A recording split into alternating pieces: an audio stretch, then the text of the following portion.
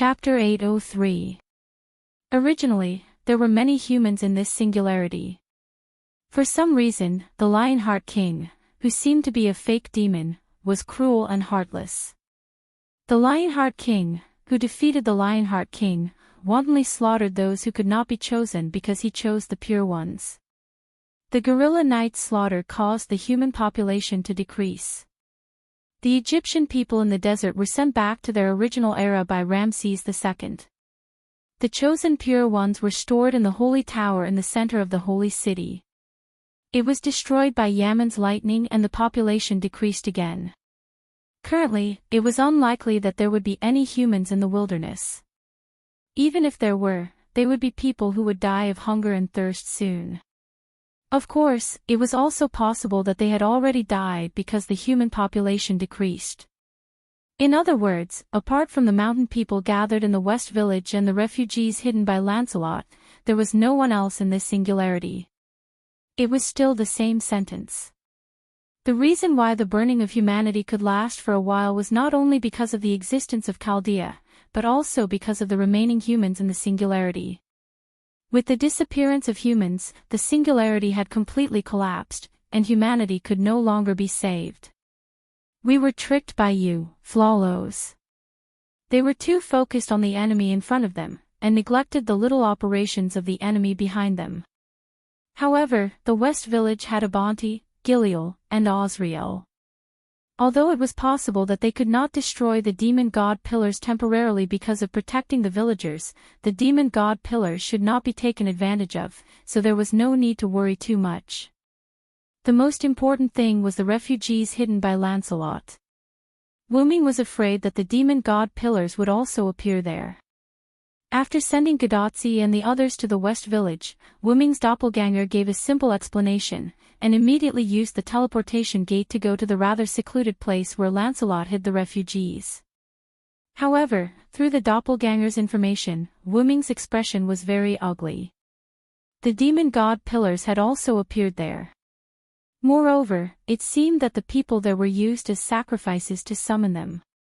Noticing Wuming's expression, Flawless was quite happy. How is it, Origin Dragon? I didn't lose out this time no matter what. I never thought that the nourishment would be so great that it could actually make so many of our demon god pillars appear. Since it has appeared, we have to do some delightful things. Ha ha ha. Clearly, the multiple demon god pillars were due to Ramses II's powerful spiritual base. Floros was very happy now. Even if it would be killed later, it did not matter. Flawless understood that as long as Wuming was there, these demon god pillars would definitely be eliminated. Flawless was well aware of this. But as Floros said, it was impossible for it to lose. After all, even if he left it alone, this singularity was just that. However, as long as it messed up a little, as long as it could gain a little bit of advantage, Flawless would have profited. If Floros' plan succeeded, the singularity would disappear, and the singularity would die. Then, there would be no hope for humanity. I won't make a loss, but I might make a profit, and I might even make a lot of money. This was what made Floros happy. Suddenly, a sun appeared in a place far away. It was the refugee gathering place where Wuming's clone was. The infuriated Wuming directly sent a sun incarnation over there, burning the demon god pillar phoenix that the humans had used as a sacrifice to summon it to nothing. It died in the flames. How ironic was that? However, it still could not eliminate Wuming's hatred for Floros. Excalibur. When Wuming was distracted, Artoria had already released her noble artifact. Along with the shout of her real name, the demon god pillar, Yemen, disappeared. Queen Artoria was different from when she was young. Even if she lost her holy spear, Artoria was still a powerful lion king with a holy sword in her hand. Yemen's thunder could not resist the light of the planet. In the golden light, the golden Yemen disappeared. Your heart is a little messed up. Artoria looked at Wuming. No matter what happened, Artoria's heart was still as water. At most, her heart would beat faster when she was with Wu Ming. As a warrior, maintaining a stable heart was the most important thing. Ska Ha had also taught Wu Ming about this. This was the most basic thing, and Wu Ming had lost it. Wu Ming laughed at himself and began to activate his relic, real name Liberation. The meteor silver was damaged and turned into a golden light sword. The light it released instantly covered the demon god pillar, Babados. Excalibur. The demon god pillar, Babados, could not resist the evil noble artifact at all. It was destroyed in an instant. Oh, it seems like you're not in a good mood. Floros mocked. After Yaman was killed by Artoria, Floros stopped attacking. It was ready to disappear in the light of the holy sword. However, mocking its nemesis, the Dragon of Origin, before it died, made Floros very happy. Leah, I'm really messed up. But there's one thing I've always been clear about. I'm not a warrior. I'm destined to be, however, Wu Ming through the meteor silver that had turned back into a solid sword. The golden ripple engulfed it. Wu Ming was not ready to use the holy sword on Floros. A god that needs to be looked up to by thieves. In an instant, Wu Ming's pupils turned into a noble golden color again. Floros was shocked by Wu Ming's aura that was comparable to its king. It was just like what Wu Ming said. At that moment, Wu Ming was a god. What did a god need to do? Naturally, it was to punish the thieves and make them suffer a fate worse than death. This spell is powerful and eloquent. It's the sword of wisdom that calls for victory. With my skill of the spirit of words, let the justice of the world appear. Wu Ming's magic burst out, forming a tornado-like airwave with Wu Ming as the center. Appear, the golden sword of the spirit of words. As another incarnation chanted, the golden meteor silver slowly rose from the ground. In the end, Wu Ming held it in his hand. Meteor silver. No, it's a sword with a special appearance. Even Artoria had recognized it wrongly at the beginning. It could be seen how powerful Wu Ming was at that moment. That is. Floros, who was shocked, instantly recovered from his daze. Although he did not know what the sword that Wu Ming took out was, no matter how stupid he was, Floros knew that the sword was not simple. What's more, Floros felt an unusual aura from the sword. Your name is Floros. Legend has it that you are one of the 72 demon gods under King Solomon. You are ranked 64th, a duke, and command 36 legions. As Wu Ming chanted, golden meteor silver seeped out from the ground and lined up beside Wu Ming. You! Floros was terrified. He had already felt that the golden swords around Wu Ming seemed to have the power to restrain him. Anyway, now he looked at the golden swords like a mouse seeing a cat. But, according to legend, Floros has another name, Whores. Golden swords, with Wu Ming as the starting point, instantly covered the land with a radius of a few kilometers.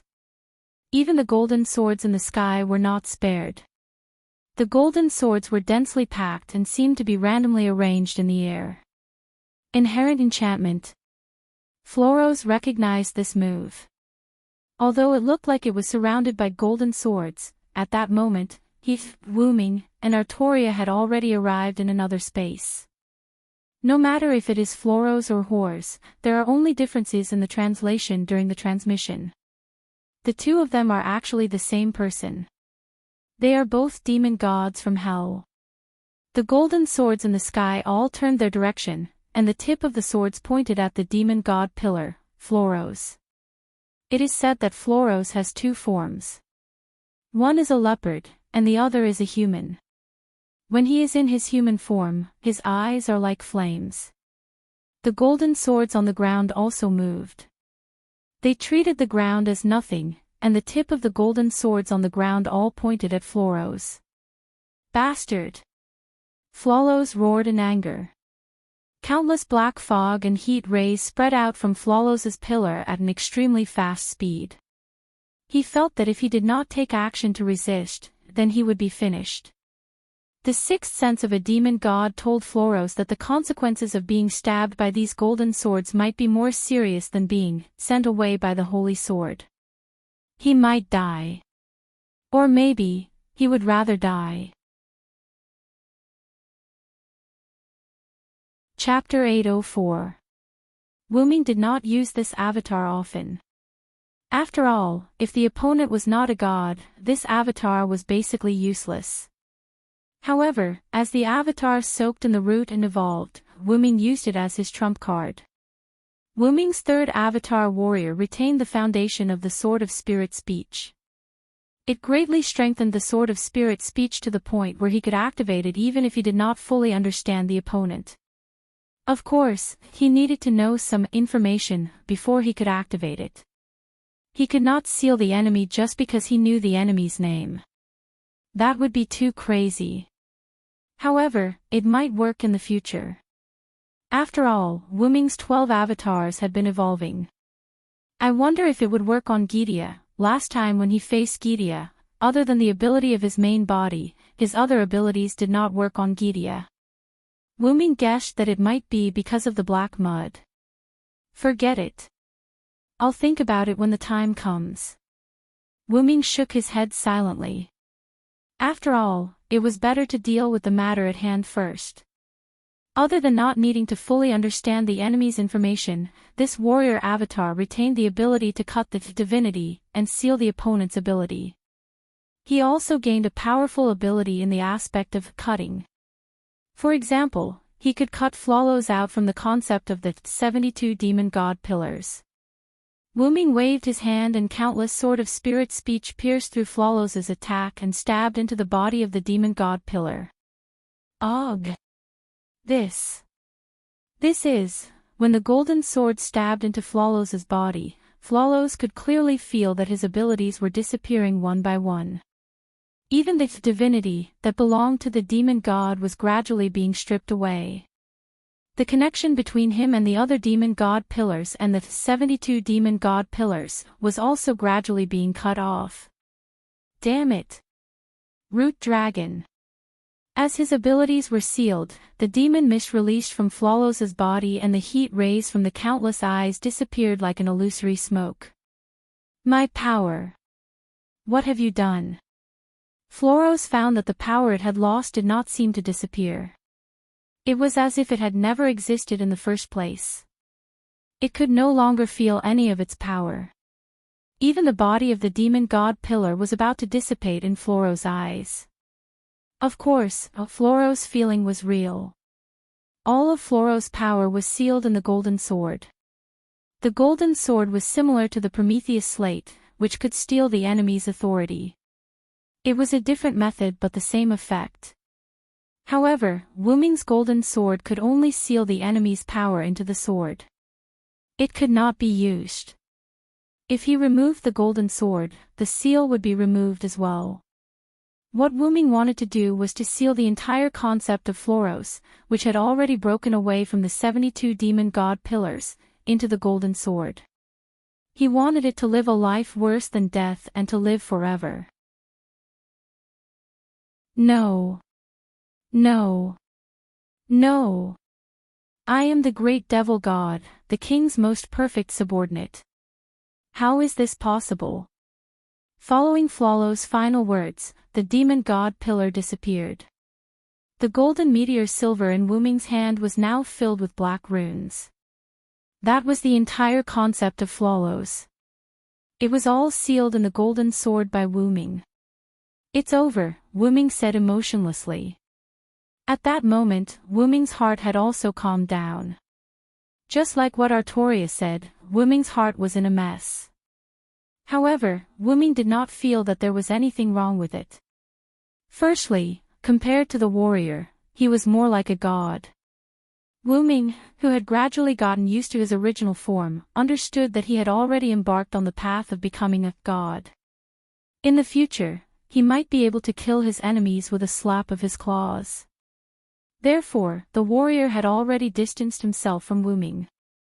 Secondly, the main reason why Wuming liked humans was that other than the possibilities of humans, it was also because of the various emotions of humans. It was precisely because of emotions that humans were so colorful. Wuming appreciated this very much and believed that he should not suppress his emotions. This was also the reason why Wuming treated Artoria and the others' feelings for him seriously. Rumble, suddenly, the earth began to shake. Earthquake. However, Wuming immediately denied this possibility. Because the sky began to shatter bit by bit. This was the sign that the singularity was about to repair itself. Because the last enemy was defeated, the singularity began to repair itself. Artoria said as she looked at the torn earth and shattered sky. Although she looked at Wuming. With my spirit base as the price, I should be able to hold on for a while. You still have something to say to the people of Chaldea, right? Even if she had lost the Holy Spear, the Lion King was still the Lion King. Currently, she was still the goddess Lungominiad. Naturally, she could do it. Liao. Wuming was touched, but he also felt sad for Artoria's death. This body has ended long ago. I should return to my seat. Don't be sad for me. As she spoke, Artoria walked to Wuming's side and wrapped one hand around Wuming's neck. She pulled Wuming down and kissed him instantly. Wuming only had one thought at that moment, as expected of the queen. So bold, after a brief kiss, Artoria ended the kiss. Not only Guinevere, I am also waiting for you to pick me up. Artoria held the holy sword in one hand and wrapped the other around Wuming's neck. She looked into Wuming's eyes just like that.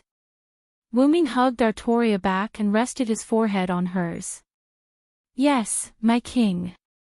In the West Village, with the support of Gadotsi and the others, the demon god pillars Habas and Nibirius that descended in the West Village were successfully destroyed by Abanti, Gopril, and Azrael. Immediately after, they also felt the changes in the sky and the earth. It should be the singularity repairing itself. Looks like it's in a hurry. Fujimaru, Matthew, Da Vinci, get ready. Roman, prepare the Reiki transfer immediately. Olga Marie's voice came from Gadotsi's bracelet. When they left the desert and came to the West Village, Gadotsi's communication with Chaldea was restored. On the other side of Chaldea, Olga Marie, who just came out of her room, was responsible for answering the call. And Roman naturally retreated to the second-in-command position. Yes, I understand.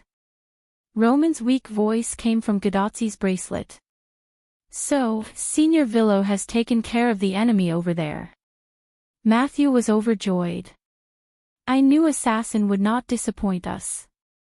Fufu, who was lying on Matthew's shoulder, also went along with the current situation and called out Fufu a few times.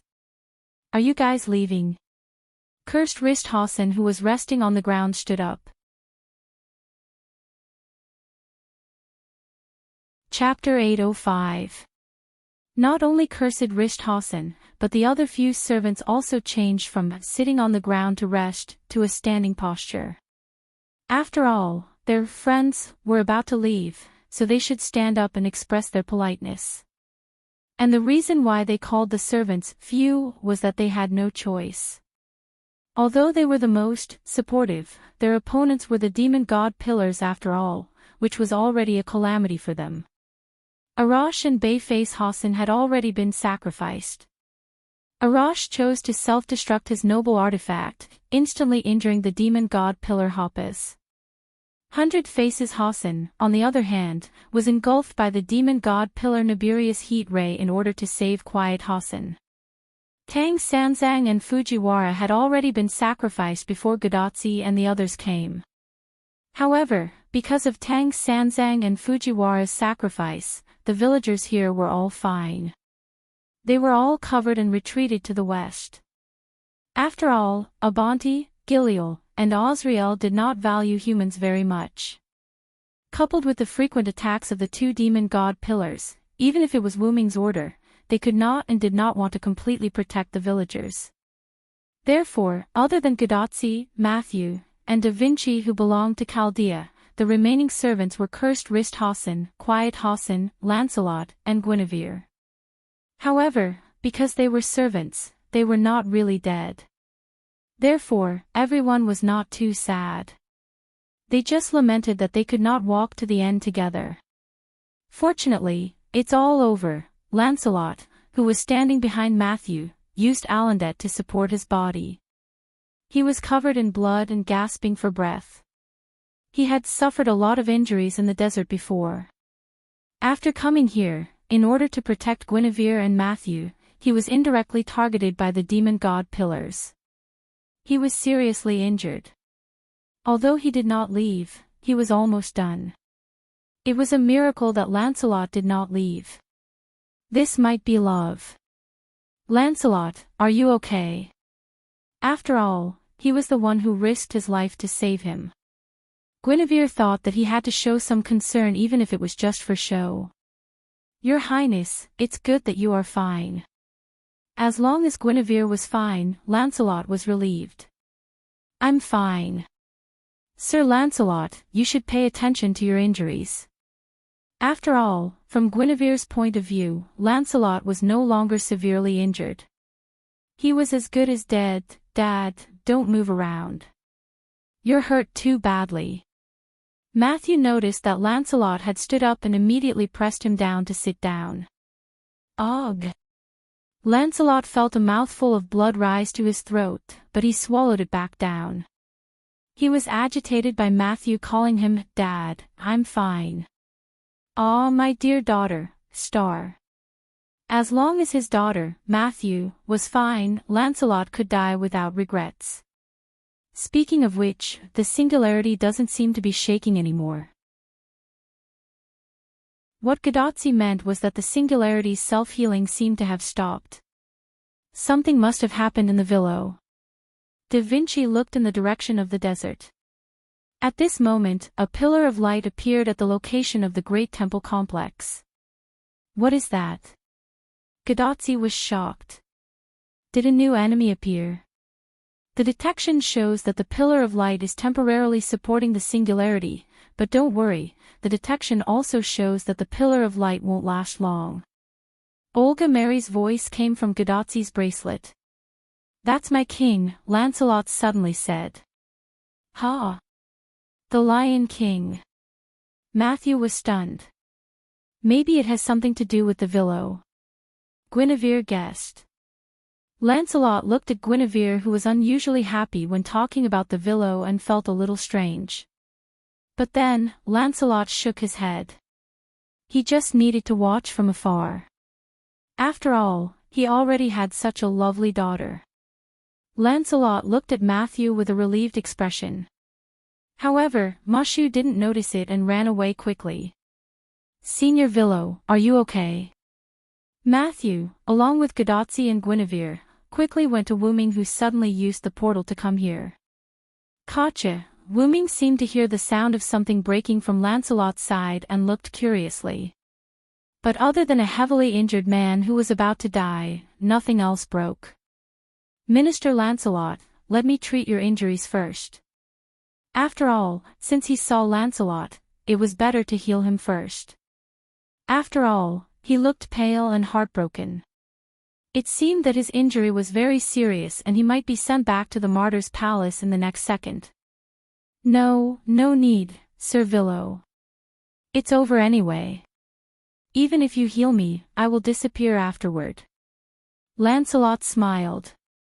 Although Wuming felt that Lancelot's smile was very forced, however, Lancelot was right. After the singularity repaired itself, everyone would be sent back to Earth. Assassin, is there anything going on over there? What's with that beam of light? Gadotzi pointed at the beam of light curiously. That's the Lion King using his spiritual base to temporarily support the singularity.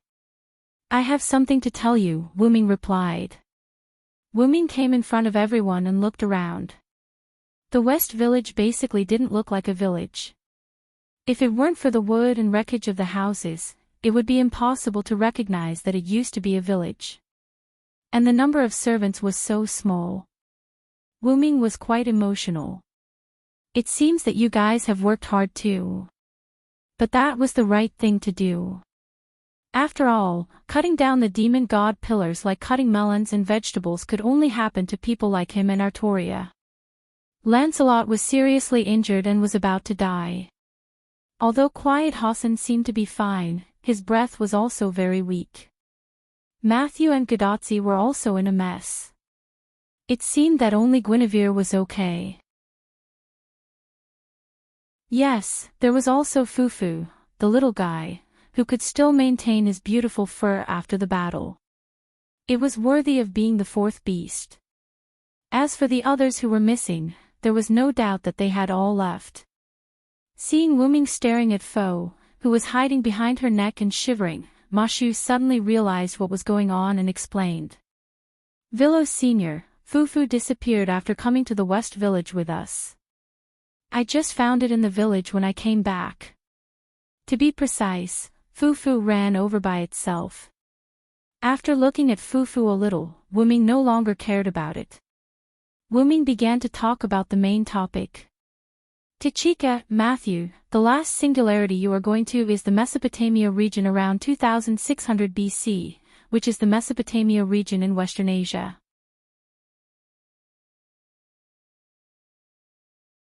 Chapter 806. However, before Gadotzi and Matthew could be surprised, Olga Marie in Chaldea's control room was the first to be surprised. Mesopotamia. Olga. Is your seclusion over? Olga Marie's voice came from Gadotzi's bracelet, attracting Wu Ming's attention. What seclusion? What a strange way to put it, you bastard. Olga Marie said sarcastically. Since you don't know about the last singularity, you must have just come out of seclusion. Chaldea should have detected the location of the last singularity. It seems that Roman hasn't told you yet. Wu Ming's judgment was right. Olga Marie did take over Roman's position as soon as she came out of the room. Then, Olga Marie went crazy. Roman. Why didn't you tell me such an important thing? And from Chaldea's control room, Roman's voice came faintly, Director, you didn't let me speak without permission from the beginning. Then, there was a loud noise, and Roman's voice disappeared. Ignoring what was happening in Chaldea's control room, Wu Ming looked at the world that was faintly shaking and repairing itself, then looked at Gadotzi and Matthew. There's not much time left, I'll make it short, I've been to that singularity. Take this, it should be able to help you. Wu Ming said, taking out a palm-sized white scale that contained magical power. What a beautiful scale, Gadotzi carefully took it. Oh, it's a very rare material. Da Vinci carefully looked at the scale with his glasses. I didn't expect Senior Villo to have been to 2600 BC. Matthew said in disbelief. The enemy of that era is beyond your imagination, be prepared. Wu Ming reminded with a smile, but he didn't say who the enemy was. Gadotzi was about to complain, but Olga Marie's voice came again. Tachika, Matthew, Da Vinci, the ray shift is ready. Right, there's also this. Help me hold it. In the end, Wu Ming took out a holy grail from the golden ripples. Another holy grail. Gadotzi was stunned. However, they had also encountered multiple holy grails at the American singularity, so they were not too surprised. However, Wu Ming shook his head.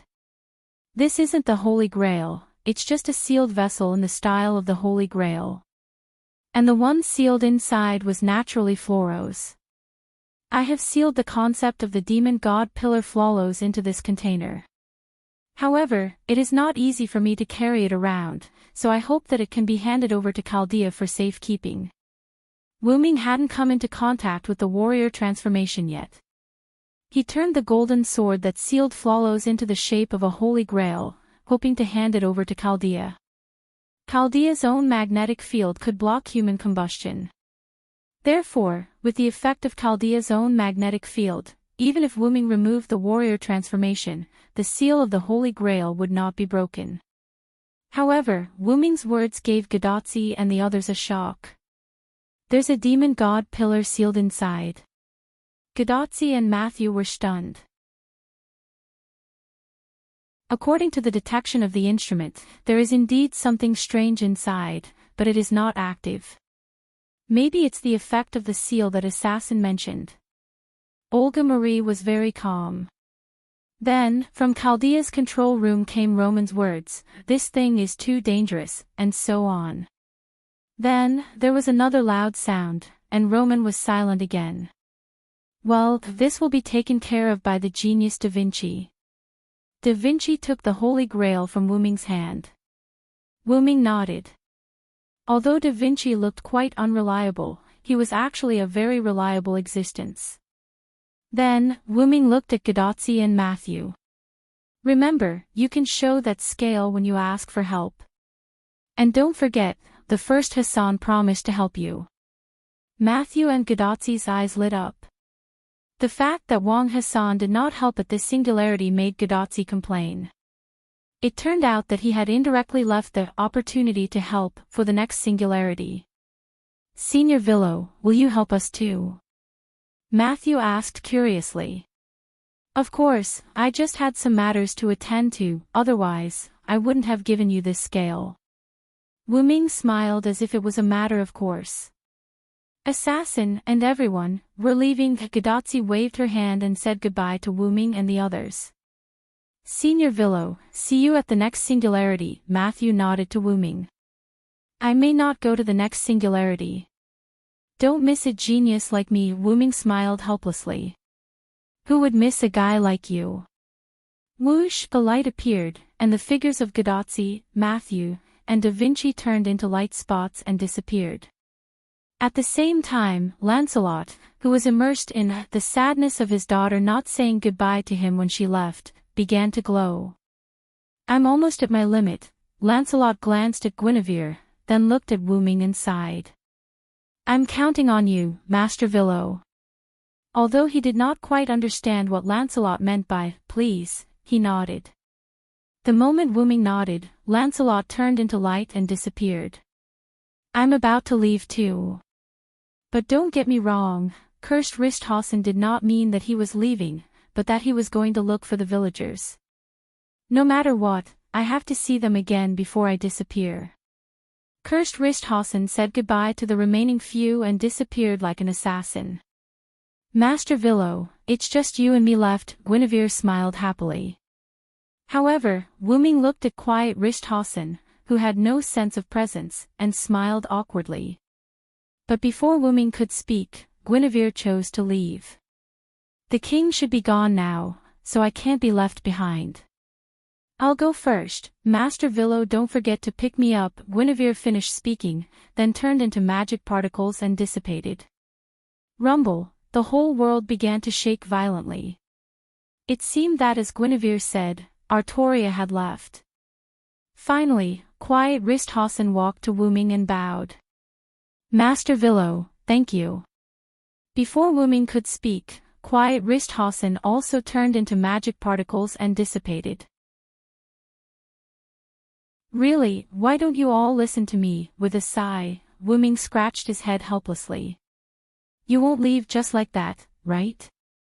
As if responding to Wuming's words, two angels descended from the sky, one on the left and one on the right, to Wuming's side. Well, of course, Master, Zapril flapped her wings and smiled.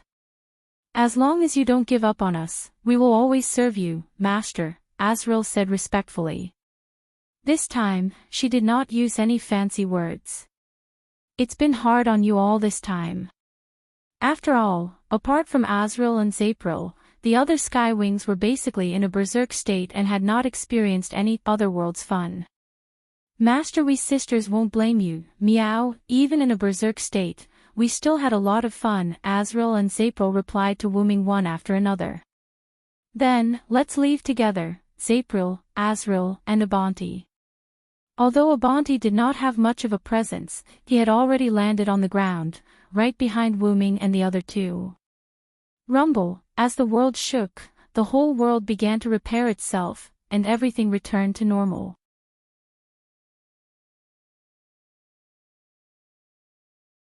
Chapter 807. In a world that resembled a starry cosmos, patches of colorful smoke drifted about randomly, resembling the nebulas of the universe. At the very center of the dense air, on an abnormal platform that was obviously different from the surrounding things, a white dragon that was not huge in size was lying quietly on this platform. It was not breathing at all, just like a statue. But in the next moment, the dragon gasped for breath and opened its ruby-like dragon eyes. "You're back." This dragon was the clone that Wu Ming had left behind in the root. And now, Wu Ming had returned from the Middle East singularity. "Looks like this body is getting used to life here." Wu Ming looked up and sized up his body. He was very clear about the changes in this body, and it would not be long before this body would become very compatible with the root. Wu Ming then looked at the root that had changed. "The scenery around me seems to be changing freely every time." Because every time Wu Ming came to the root, the scenery was different. But there was one thing that was the same, and that was that the starry cosmos would not change. In the last singularity, only Floros and a few demon god pillars came out to cause trouble, and they hid it from Gidia. It's very likely that Gidia has not recovered from the injuries he suffered from the black mud explosion. Although Wu Ming had not recovered, and he could not even find his original body, but it was precisely because of this that Wu Ming had to hurry and find his original body. "And then, before Gidia recovers, I'll kill him." It was simple and brutal. After checking the surroundings and outside of the root to make sure there was no black mud, Wu Ming reworked the root's defenses, and finally laid down without worry. "I'm overthinking. Last time, Gidia attracted all the black mud between the worlds. If I'm not mistaken, other than some worlds in Gidia's world, there shouldn't be any black mud anywhere else." Gidia was a great help, saving Wu Ming the trouble of cleaning up. "Well then, I've returned to the box court world." Closing his eyes, the gigantic dragon body fell into a deep slumber. Box court world, no name, base, Wu Ming's room. At this moment, it was night. Letitia was lying on Wu Ming's bed, sleeping with her eyes closed. Ever since Wu Ming left, Letitia had used magic to lock the room from the inside.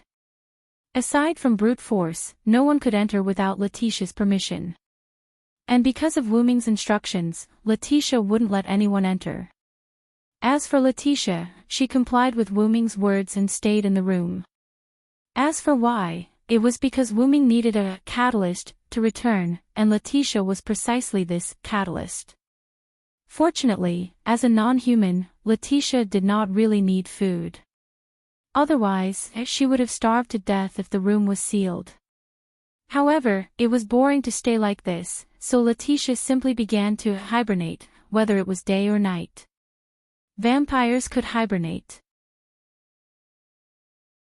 Anyway, staying in a daze was waiting, and sleeping was also waiting. Moreover, vampires could increase their strength by going into hibernation. Although the increase was not much, why not? At this moment, the sleeping Letitia's body emitted light. The next second, Letitia instantly woke up and opened her eyes. "Is the master coming back?" Letitia said. The next second, with Letitia as the center, a complex magic circle appeared in the room. Immediately afterward, Letitia quickly sat up and took out a piece of parchment from her gift card. She injected magic into the parchment, and the parchment burned. A blue magic text appeared out of thin air, but Letitia did not recognize these words.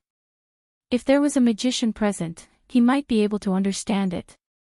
Because these were the summoning words of the Holy Grail War summoning ritual. When the complete summoning spell was arranged in the air, the whole magic circle suddenly emitted a light and absorbed the summoning spell into the magic circle.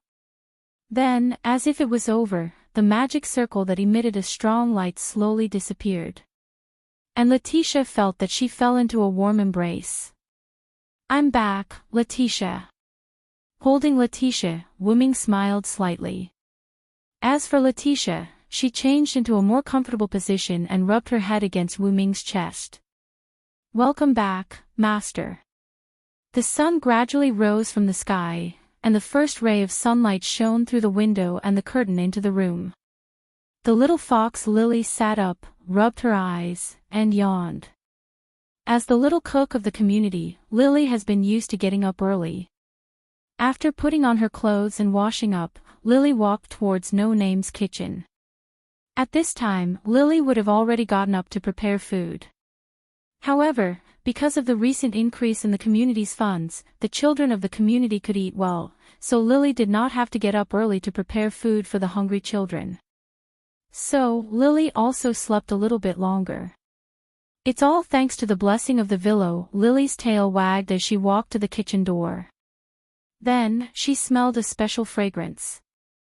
Sniff, it smells so good. The fragrance is coming from the kitchen and the dining room, but Wren, Black Rabbit, and 16 Knights are not in the community. Who is it? With this thought, Lily pushed open the kitchen door and wanted to find out. In front of the stove, a handsome young man with black hair and red eyes was pouring the cooked dishes into a plate, and a blonde loli was carrying 2 plates. It seemed that they were going to the dining room. However, these 2 people gave Lily a shock. Mr. Villo. Mr. Letitia. Are you back? Lily was excited and quickly walked to the front of the 2 people. Oh, it's Lily, we just came back last night. When we passed by the kitchen, my hands were a little itchy. Don't blame me for taking your job, Wu Ming said gently. You came at the right time, Lily, help carry the plates. Letitia did not treat Lily as an outsider and immediately asked Lily to help. Oh. Okay. Lily was a little surprised by the sudden return of the 2 people who had been away for a while, but it was because of surprise that she was happy. Helping to carry the plates, Lily looked at Letitia. Mr. Villo, Mr. Letitia, you won't leave again this time, right? Looking at Lily's expectant face, Letitia glanced at Wu Ming, indicating that she would let Wu Ming explain. I'm sorry, Lily, I may leave again. Wu Ming squatted down and looked at Lily apologetically. How could this be? Lily was a little disappointed. But Letitia won't leave. Really? That's great. Even if only Letitia didn't leave, it was enough to make Lily happy. However, Letitia stared at Wu Ming with dead fish eyes to express her dissatisfaction. I didn't leave at all, okay? Pretending not to see Letitia's dead fish eyes, Wu Ming smiled. After carrying the plates, go and wake everyone up. The food won't taste good when it's cold, yes, Mr. Villo.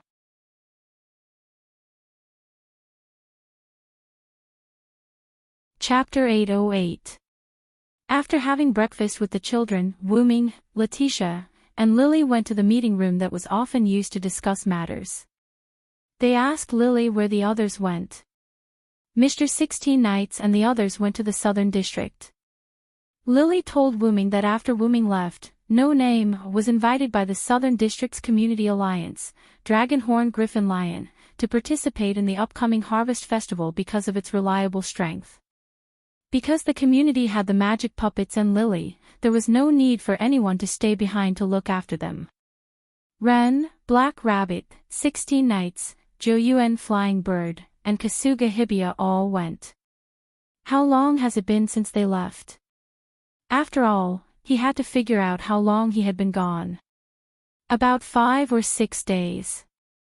To be honest, I didn't expect Mr. Villo and Letitia to come back so soon. Lily's little fox tail wagged. She was quite satisfied that Wu Ming could come back so soon. Wu Ming was stunned. If he remembered correctly, he had stayed in the Middle East Singularity for 5 or 6 days. The flow of time was the same, so it should be different. What was going on? Noticing that Wu Ming had something on his mind, Letitia thought that Wu Ming was worried that 16 Knights and the others would cause trouble in the Southern District. Master, do you want to go over and take a look? Letitia, who was standing behind Wu Ming and had changed into a blue and white maid uniform, asked in a timely manner. Forget it. Let them cause trouble over there. Wu Ming shrugged. He would rather be idle in the Eastern District. Since he was in this world, he should deal with the matters of this world first. Then, Wu Ming asked about Pest. Speaking of which, what happened to Pest? Wu Ming left in a hurry and didn't have time to deal with the matters after the Fire Dragon's birth festival. They had agreed that the defeated Demon King would belong to No Name. Regarding this matter, Mr. Villo, please don't worry. After all, Lord White Yiksha is very fair. Although White Yiksha was not serious in the eyes of Wu Ming and the others, she was actually a very dignified existence in the Eastern District and even the entire Hakata. Since she had agreed to something, she would do it. After all, this was something that had been decided before. Even if Salamandra wanted to go back on their word, White Yiksha wouldn't allow it. Besides, Salamandra couldn't go back on their word. After all, Salamandra won't stand on the opposite side of us just because of a mere 5-digit Demon King. Moreover, No Name has just re-established an alliance with them. However, Lily showed a distressed expression. However, Lord Vero, because the members of the community have all gone to the South District, our Lord Demon King is still with Lord White Yiksha. Wu Ming was Yiksha was Yiksha was White Yiksha was White Yiksha was White Yiksha's. It would definitely take some time for White Yiksha to deal with Pest's matter, and it just so happened that the rest of No Name had gone to South Side. In the absence of the main members, Lily couldn't make the decision on her own. Then, Lily showed a reassuring smile. Since Lord Villo is back, there won't be a problem. After all, Wu Ming was the main member. It was reasonable for him to take the spoils from White Yiksha. Then, Wu Ming sighed and cancelled his original plan. Okay, Letitia and I will go. Eastern District, 2105380 Outer Gate, Thous and Yes, Branch. Inside the Japanese-style shop, White Yiksha knelt on a cushion, leisurely drinking tea and eating snacks. She looked quite relaxed. Suddenly, a black-purple ripple appeared beside White Yiksha out of thin air. Glancing at the black-purple ripple, White Yiksha still calmly drank his tea. Wu Ming and Letitia walked out of the portal. Wu Ming casually found a cushion and sat next to White Yiksha. Letitia, the maid, seemed to be infected by her master. She also found a cushion and knelt next to Wu Ming. Wu Ming picked up White Yiksha's snack and threw it into his mouth. It was as if he treated this place as his own home. Sigh, don't say, this snack is not bad. Right? This snack is a precious snack that I, White Yiksha, treasure. White Yiksha nodded subconsciously. Let's have some too, Letitia. Wu Ming picked up another piece of dessert and passed it to Letitia. Hey! You brat! Don't treat this place as your own home. White Yiksha unhappily put the plate with a few remaining snacks into his arms with a "I won't let you eat anymore" look. Looking at you, people who don't know would think that I did something to you. Wu Ming didn't even look at White Yiksha. He maintained his sideways posture and raised his hand holding the snack to feed Letitia. Letitia was a bit resistant. After all, she was Wu Ming's maid. How could she let her master feed his maid? However, she had to give Wu Ming face. Therefore, Letitia ate in small bites. After all, from the beginning, Wu Ming didn't treat Letitia as a maid. Instead, he treated Letitia as a little girl who liked to play maid games.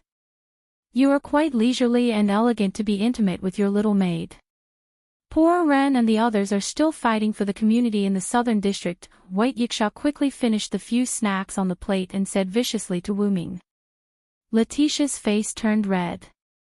However, because of her master's thick skin, her face also became thicker. Don't think that I don't know. You must have known that Letitia and I temporarily left No Name a few days ago.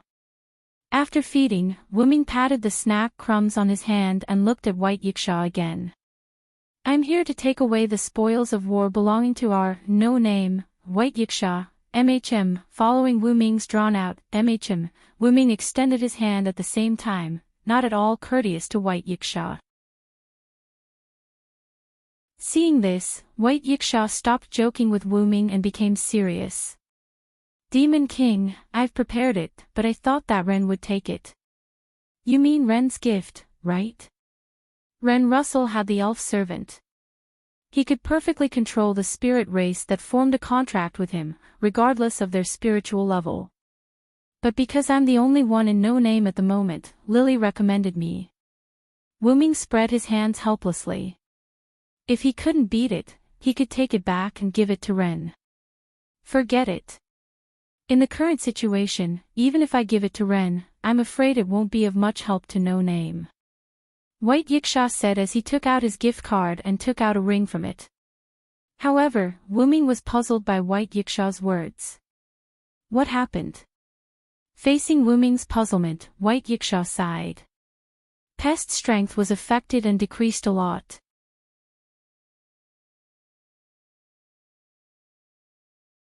Chapter 809. Decreased by a lot. Wu Ming subconsciously repeated. Could it be that there was an accident during the resummoning? Although Pest was indeed killed by Wu Ming at that time, due to the rules of the Box Court, the ownership of the defeated Demon King belonged to the community that defeated the Demon King. Therefore, according to the rules of the Box Court, White Yiksha's 1000 EIS could resummon him to the Box Court world. Because he knew this, Wu Ming didn't hesitate to use Yggdrasil to pierce through Pest. This Demon King's strength has decreased to the bottom of the 5 digits and will soon fall to the 6th. White Yiksha said and threw a ring to Wu Ming. Subconsciously catching it, Wu Ming carefully looked at the ring. This ring seemed to be made of sparkling and translucent black jade, and it exuded a profound aura. Could it be because I didn't use Hamel's grimoire as a sacrifice? That's right. White Yiksha nodded. When Pest was the Black Death Spot Demon King, she had the buff of Hamel's Town summoned by Hamel's grimoire, and her strength had reached the upper 5 digits. Without this buff, Pest was just an undead girl at the bottom of the 5 digits. And Hamel's grimoire was all shattered when Pest made her final struggle. Without these grimoires, even if Pest was resummoned, her strength wouldn't recover to when she was the Black Death Spot Demon King. Looking at Letitia, Wu Ming smiled slightly. I have an idea. Wu Ming did have a way to increase the strength of his possession. That was to use his own spawn and sign a contract with Pest. This way, the powerful strength Wu Ming brought as the master would affect Pest, who was his spawn. Letitia's strength greatly increased because she signed a contract with Wu Ming. But even so, Letitia had only recovered to her previous strength, which was around the middle of the 4 digits. If Letitia's lost divinity was found, her strength would probably increase by another level. You mean like Letitia? White Yiksha rubbed her chin. She had heard that Wu Ming had the ability to turn others into his spawn. But I don't know if Pest is willing. After all, Wu Ming didn't like to force others. You're wrong, Master. However, Letitia objected to Wu Ming's idea. The moment Pest was defeated, she no longer had any so-called human rights. The Demon King belonged to the community that defeated her. This was the rule of the box world. No one could ignore this rule, even if White Yiksha, who was in the box's top 10. Pest's human rights have already disappeared. She has failed and is now just an object. I think she should be aware of this as well, so you don't have to worry too much. 3 years ago, when Letitia was taken away as a spoil of war, she also had the same awareness.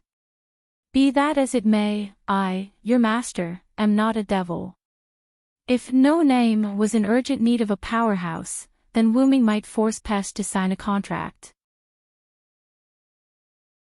But this choice was impossible from the start.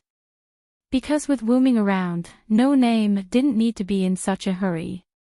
In addition, who asked Wu Ming to be kind-hearted, in a way? Letitia still wanted to say something. But, Master, but Wu Ming immediately interrupted her. Let's just leave it at that.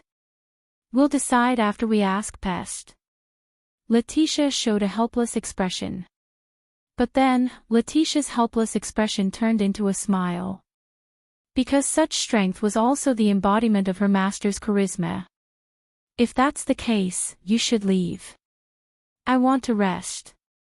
Then, White Yiksha waved his hand in disdain, signaling Wuming and Letitia to leave. He also lay down with his back facing the two and supported his head with one hand. Wuming handed the ring in his hand to Letitia, opened a portal, and signaled Letitia to go back first. Knowing that Wuming had other matters to discuss with White Yiksha, Letitia obediently took the ring and entered the portal. Do you have something else to say? White Yiksha closed his eyes and asked without turning his head. I want to ask about the two-headed dragon that appeared at the end of the fire dragon's birth ceremony. As soon as he said this, White Yiksha opened his golden eyes that had become extremely serious. I thought you went out to investigate this matter. I didn't expect you to ask me. White Yiksha turned over and sat up straight. Although they hadn't known each other for long, White Yiksha still understood Wuming. Wuming wasn't the kind of person who would investigate thoroughly before asking others. Therefore, since he asked, it meant that Wuming really didn't know. I naturally left for other matters. However, since I'm back, I will naturally pay attention to the matter at hand. The inexplicable appearance of the two-headed dragon was a very serious problem. If it happened again and appeared in the city, the consequences would be unimaginable. No, if it appeared in the periphery of the East District, it would also be a serious problem. This was because the two-headed dragon was powerful and had a large number of people. Furthermore, they had a powerful splitting ability. If they appeared in the periphery and charged into the East District, there would be a lot of casualties. This was because no one could stop it, not even White Yiksha. After all, White Yiksha was in a state where most of his power was sealed. Unfortunately, I've asked the community in charge of the seal. The seal is very complete. Therefore, the possibility of the two-headed dragon splitting from the Demon King has been ruled out. Ever since the fire dragon's birth ceremony ended, White Yiksha hadn't been idle. Or rather, it was impossible for her to be idle. Then, those two-headed dragons should be the remnants of Az Dakaha before he was sealed. The key is, how did those two-headed dragons suddenly appear near the fire dragon's birth ceremony? If they were far away, there was no need to be afraid of actively preparing. What was scary was the fact that they appeared out of thin air. Regarding this, even she, White Yiksha, couldn't find any useful information. Appearing out of thin air, Wuming, on the other hand, had some ideas. Because I'm worried that the previous situation will happen again, I specifically asked the community in the East District to increase their vigilance. In the end, White Yiksha sighed. This was because White Yiksha knew that this was only treating the symptoms and not the root cause. After thinking for a while, Wuming spoke. Actually, some time ago, I met with some people who wanted to buy Letitia from Perseus. The main point wasn't this sentence, but Wuming's next sentence. One of them had the ability to teleport out of thin air that shocked even me. That person was none other than the guy named Maxwell.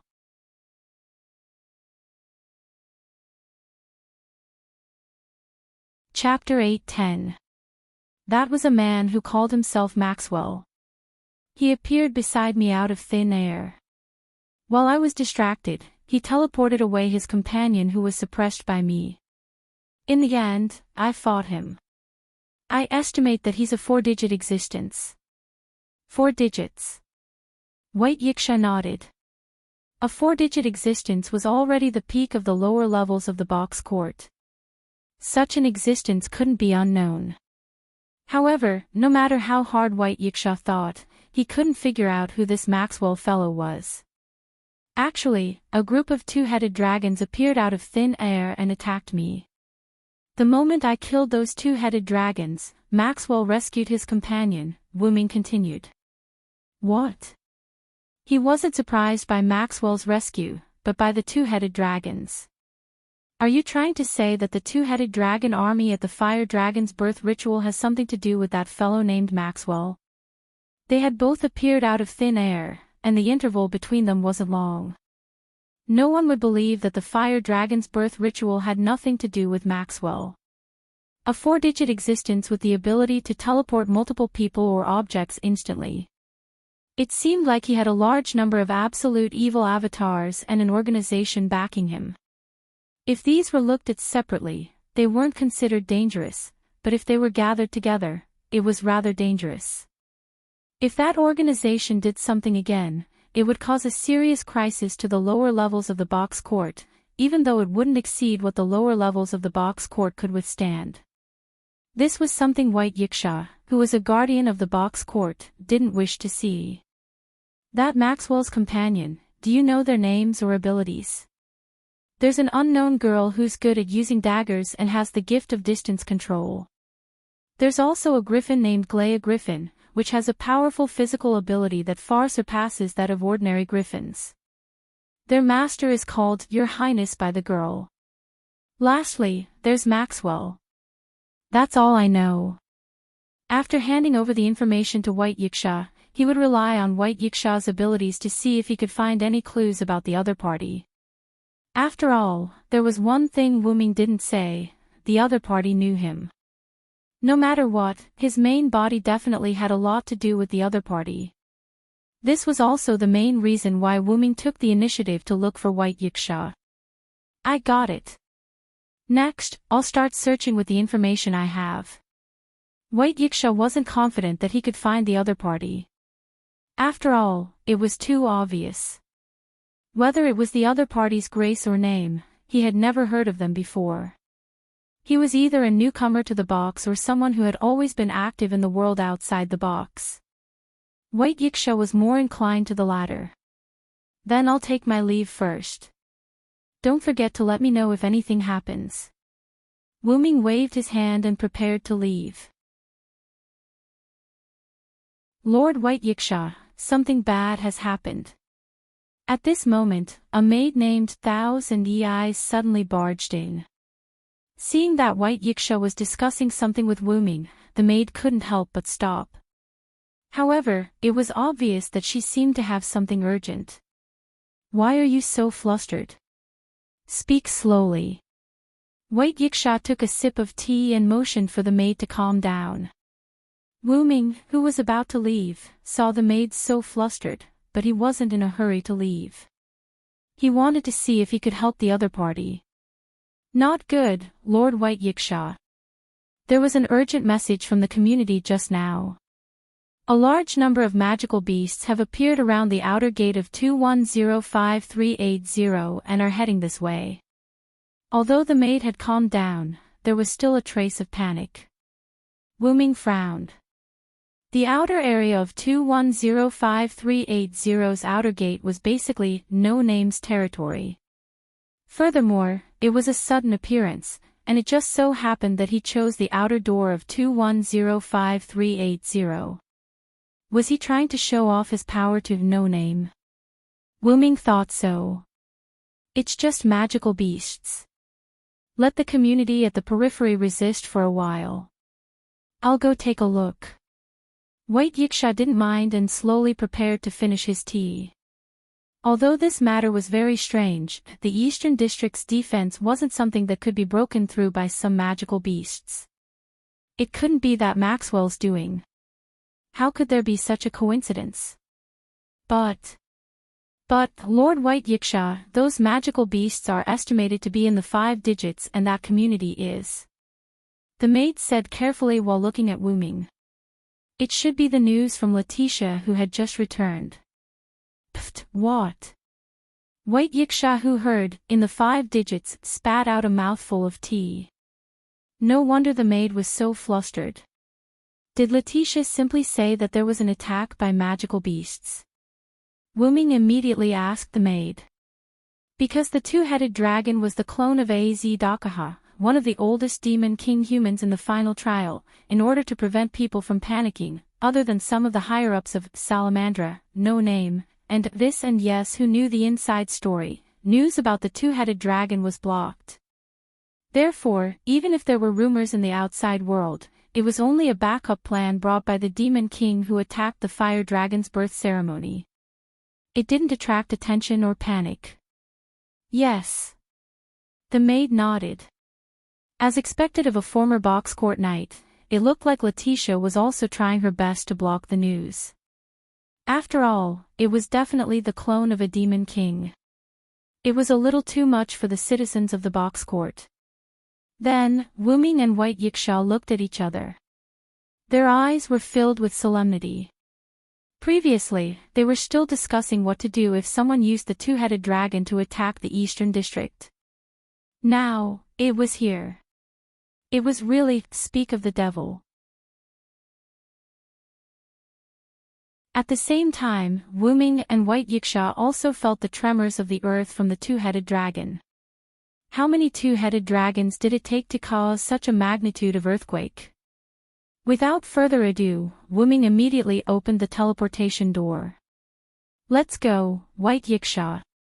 White Yiksha nodded with a gloomy expression and walked into the teleportation door with Wu Ming, leaving behind the maid who was at a loss. 2105-380 Outer Gate, where No Name was located. In the vast wilderness, magic puppets were arranged into several layers. They stood at the outermost periphery as if they were defending against something. Letitia probably ordered the magic puppets to form such a wall to defend against the two-headed dragons.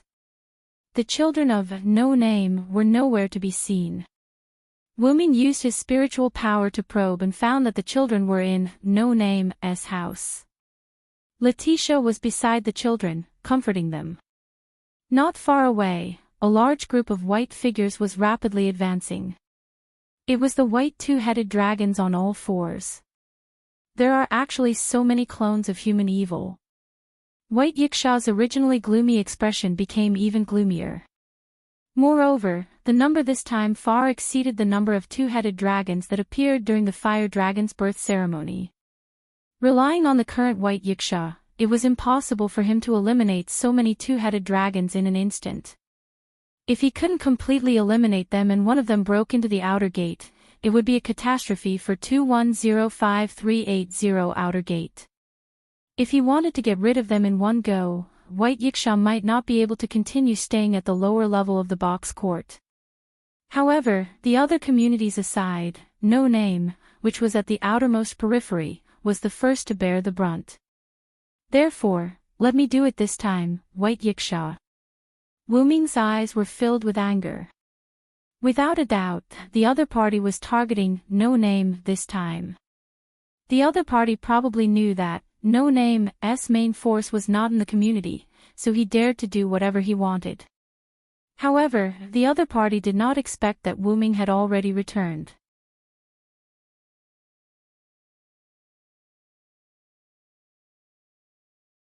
Chapter 8:11. Wu Ming stretched out his hand, his eyes turning golden as he began chanting. I will deny the sky, deny the earth. The storm will destroy everything, and the rain will cover everything. With this supreme divine power, I will make everything in heaven and earth bow and kneel. Instantly, the sky darkened as dark clouds gathered.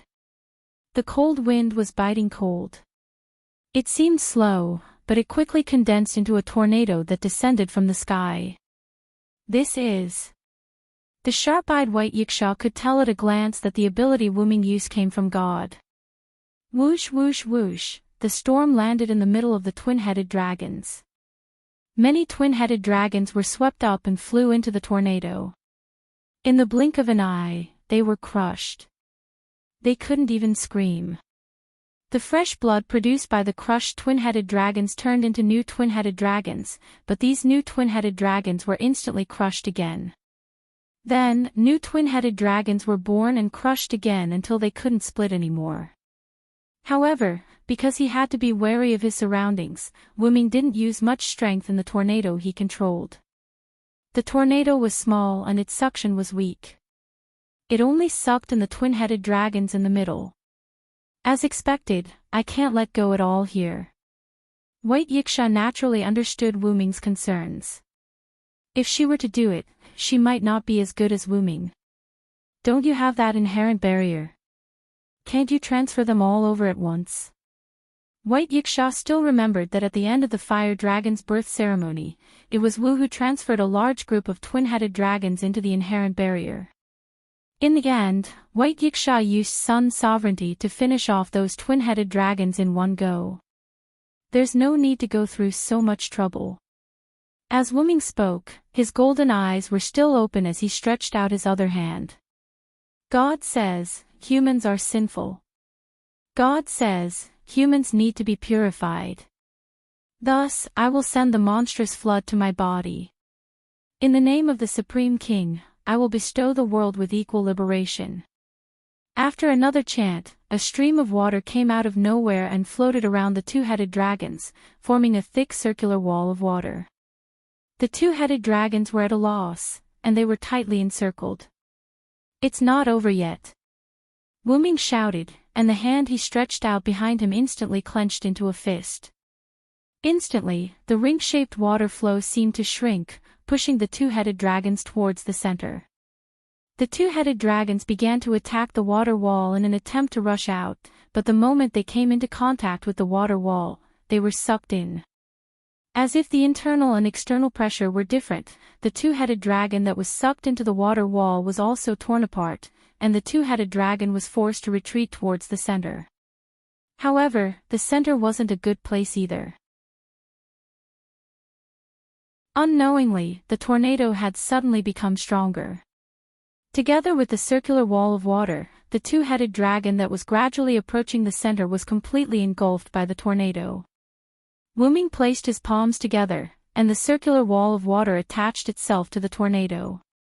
It was as if the tornado had put on a layer of water. Finally, he clasped his hands together.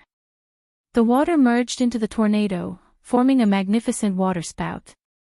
In the waterspout, the twin-headed dragons were torn apart again and again, and the new twin-headed dragons produced by the blood were the same. It was like a meat grinder. Slowly, the last twin-headed dragon whose blood couldn't split was torn apart, and at that moment, the blue waterspout turned red. In the end, the twin-headed dragon's blood couldn't continue to split into new twin-headed dragons, and the blood dyed the waterspout a bright red color. Thou hast violated the contract and brought evil to the world. Lord's Day, sinners shall be punished. Shatter their backs, dig out their tendons, bones, hair, and brains, and trample on their blood and mud. If I am the one who cannot approach the darkness, I will follow the Lord's words and destroy thee. Another chant was uttered, and a black sphere appeared in Wuming's hand. Wuming gently tossed it, and the black sphere flew towards the waterspout. The waterspout that was still spinning continuously sucked the black sphere formed by the annihilation incarnation into it. The moment the black sphere was sucked in, it began to emit a black light, like a black hole, or rather, a black hole. Suddenly, the entire waterspout was sucked in by the light emitted by the black sphere, as if it had really entered a black hole. In just a few seconds, the blood-colored waterspout disappeared, completely annihilated. Finally, Wuming snapped his fingers, and the black sphere floating in the sky was completely shattered with a bang. Bits of black magic power crystals scattered in the sky until they disappeared.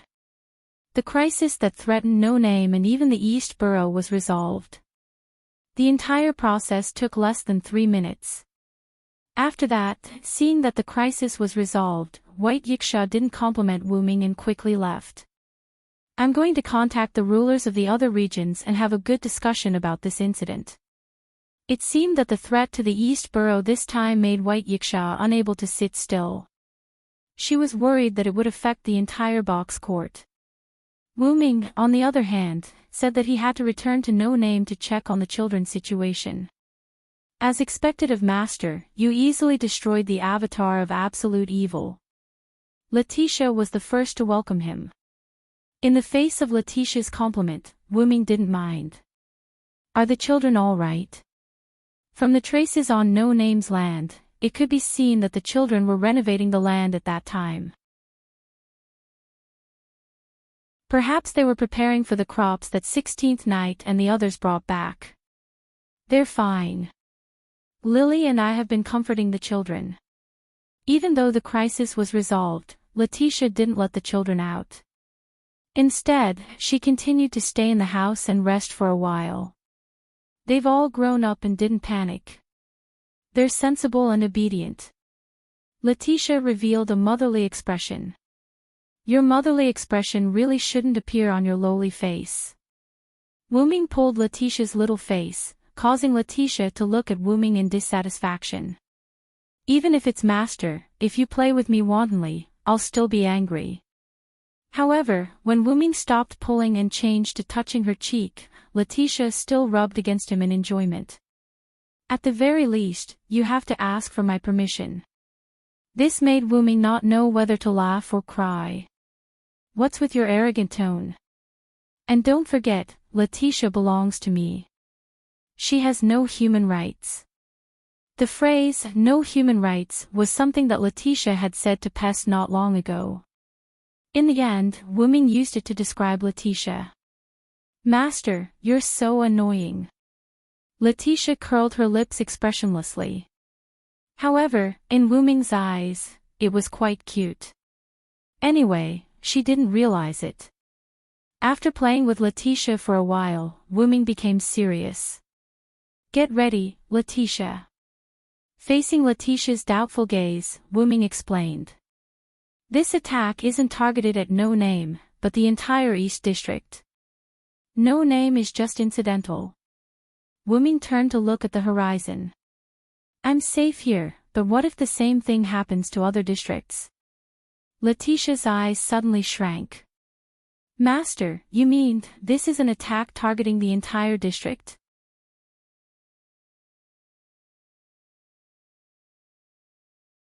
Chapter 8:12. Wuming didn't care about Letitia's shock.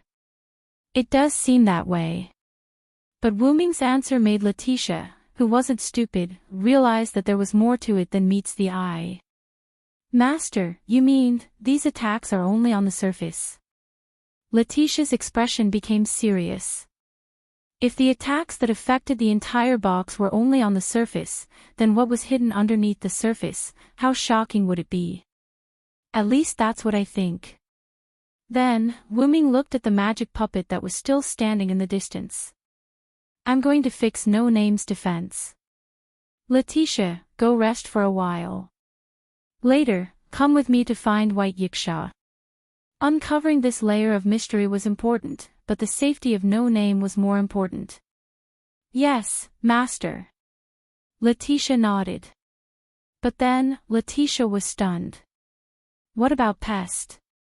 As she spoke, Letitia took out Pest's summoning ring that Wuming gave her.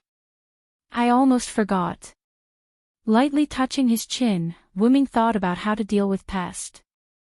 Wuming and Letitia didn't need Pest's power, but currently, the main members of No Name weren't here, and Wuming hadn't been to the southern district, so he couldn't find them in a short period of time. He had to immediately let Pest become a fighting force. How about letting Lily wear this ring? Wuming said tentatively as he and Letitia looked at each other. After a while, in No Name's meeting room, a scream suddenly came out. What? The scream, full of girlish energy, made the birds on the roof all fly away. No. No. Lily can't. The little fox girl Lily's face was red. She put her hands in front of her chest and couldn't help but step back. Slowly, Lily was forced into a corner. Then, Lily's body leaned against the wall and slid to the ground. No is no, but... Wuming calmly took a sip of the tea that Letitia made and looked at Lily who was hiding in the corner. Why do you have to look like you've met a bad person? Letitia, who was standing behind Wuming, helped Wuming complain. After Wuming suggested that Lily use the summoning ring, Lily showed such a state. In short, Lily can't. Lily, who was sitting on the ground, kept shaking her head. Master Villo and Lady Letitia are both here, why do you want Lily to use the summoning ring? Lily's face was a bit unnatural. It wasn't that she hated the devil, but Lily felt that she would waste of this power. Since Lily doesn't agree, then let's change our method. Letitia was still very soft-hearted towards the children of no name. After all, Lily was still a child. If possible, Letitia really didn't want a child like Ren to stand out. Actually, this is what I'm thinking. Lily has been staying in no name all this time. For now, letting her use Pest's ring is the best solution. Wuming finished the tea in his cup and put it down. But since Lily is unwilling, I'll change my plan. Wuming's words made Lily sigh in relief. Although she felt that she couldn't bear the devil's power and would waste this power, if there was really no other way, Lily was willing to accept and work hard to motivate herself. But since there was another way, it was the best. Master, do you have any other ideas? Letitia felt that her master was omnipotent. I know of a ritual that can use a holy relic to summon the clone of a deceased person called a heroic spirit. Holy relic. Heroic spirit. Heroic spirit. Clone. Letitia and Lily were confused. The box court world didn't seem to have the concept of holy relic and heroic spirit. Simply put, it's using an antique to summon a spirit. By the way, I can be considered as a summoned spirit right now. Is that Lord Villo dead? Lily's face instantly became sad. But Wuming didn't know whether to laugh or cry and shook his head. I'm here to find my body. I'm not dead. Calm down, Lily. Right. Right. Lily's cheeks became red again because of embarrassment. Because Wuming was too much like a normal person, Lily forgot that Wuming was actually a spirit. Behind Wuming, Letitia's cheeks also became red. She also subconsciously ignored her master's identity. In short, if you use the ring that summons Pest as a holy relic, the success rate of summoning Pest is not 100%, but at least 99%. After all, that ring was used to summon Pest. There was no reason for the summoning to fail. Then, Wuming took out the ring to summon Pest. Moreover, Pest summoned as a heroic spirit might be able to increase his strength. And this would solve the problem of Pest's strength. Of course, the specifics would only be known after the summoning. Wuming started drawing a magic circle in the meeting room. The materials used were naturally from No Name's warehouse. Although No Name wasn't particularly rich now, it was still considered to be in the middle class. He melted the gemstones with special magic to obtain the gemstone solution. Then, he added it into the blood of the griffin to draw the magic circle. There were no fancy operations. It was just a simple drawing of the magic circle. Then, Wuming placed the ring used to summon Pest in the palm of his hand and began to chant the summoning oath. Declare. In an instant, Wuming, who was standing in front of the magic circle, poured his magic into the magic circle. The whole room darkened. Letitia and Lily, who were watching from the side, revealed solemn expressions. Thou shalt hear my command. Thy sword is with me. Answer my summons immediately. Just like the magic circle, Wuming's oath to summon Pest was also simple. Instantly, the magic circle and the ring on Wuming's hand lit up at the same time. Then, Wuming increased the amount of magic he poured into the magic circle. Gradually, the magic circle and the ring became brighter and brighter. Lily, who was the weakest in the room, couldn't help but cover her eyes. When the light reached its peak, the whole room seemed to have come to a standstill. Then, as if something had leaked, a sound was heard. Puff! The whole room was filled with smoke. Letitia hurriedly shielded Lily, afraid that she would be hurt. However, the smoke was actually the magic gas from the griffin's blood that had been added with gemstone solution. At this moment, the magic circle that was covered by the smoke stopped shining. The same went for the ring on Wuming's hand. Wuming waved his hand and the magic gas was instantly blown away, revealing the magic circle and the petite figure standing in it. Wuming smiled at this. Success.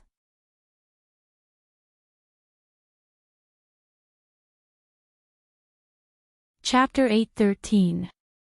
Standing in the middle of the magic circle that had dried up, Pest slowly opened his dark red eyes that symbolized the Black Death. Avenger, Pest, at your command, my master. Pest looked expressionlessly at Wu Ming, who was standing in front of him, as if he was speaking subconsciously. The reason why it was subconscious was because Pest was obviously stunned when he said those words. The expression on his face was as if he was saying, "What am I talking about?" Sure enough, it worked. The magic circle that summoned Pest was modified by Wu Ming, and it was the same magic circle that Wu Ming used when he returned. Although Wu Ming had no problem using it on himself, Wu Ming was worried that something might go wrong if he used it on Pest. Moreover, because the summoning circle was modified by Wu Ming according to the box court world, Wu Ming and Pest's state were more like heroic spirits than servants. In fact, there was not much difference. After all, Pest was not a living person, but a ghost. And Pest, who was summoned through a special method, was still not a living person, but still a ghost. However, because of the summoning ritual, Pest's various abilities were greatly improved. Your current state is actually 4 digits. Wu Ming was shocked when he felt Pest's aura. 4 digits. Lily, who heard Wu Ming's words, was shocked. After all, 4 digits was already the highest level in the box court world. Because it was an unorthodox summoning ritual in the box court world, Wu Ming as the master could not check Pest's attributes as a master.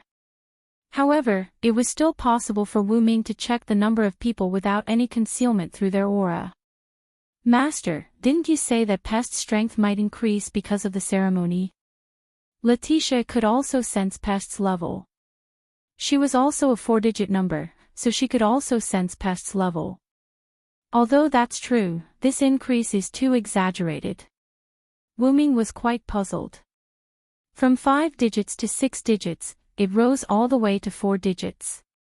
Although a 4-digit number was at the bottom, Pastor was indeed a 4-digit number. The phoenix tail was much more powerful than the chicken head because this was a qualitative change. I think it might be because of Master that my strength increased so much. Pest looked at Wu Ming with a hint of fear in his eyes. A servant's attributes were affected by their master. The stronger the master, the stronger the servant's attributes would be.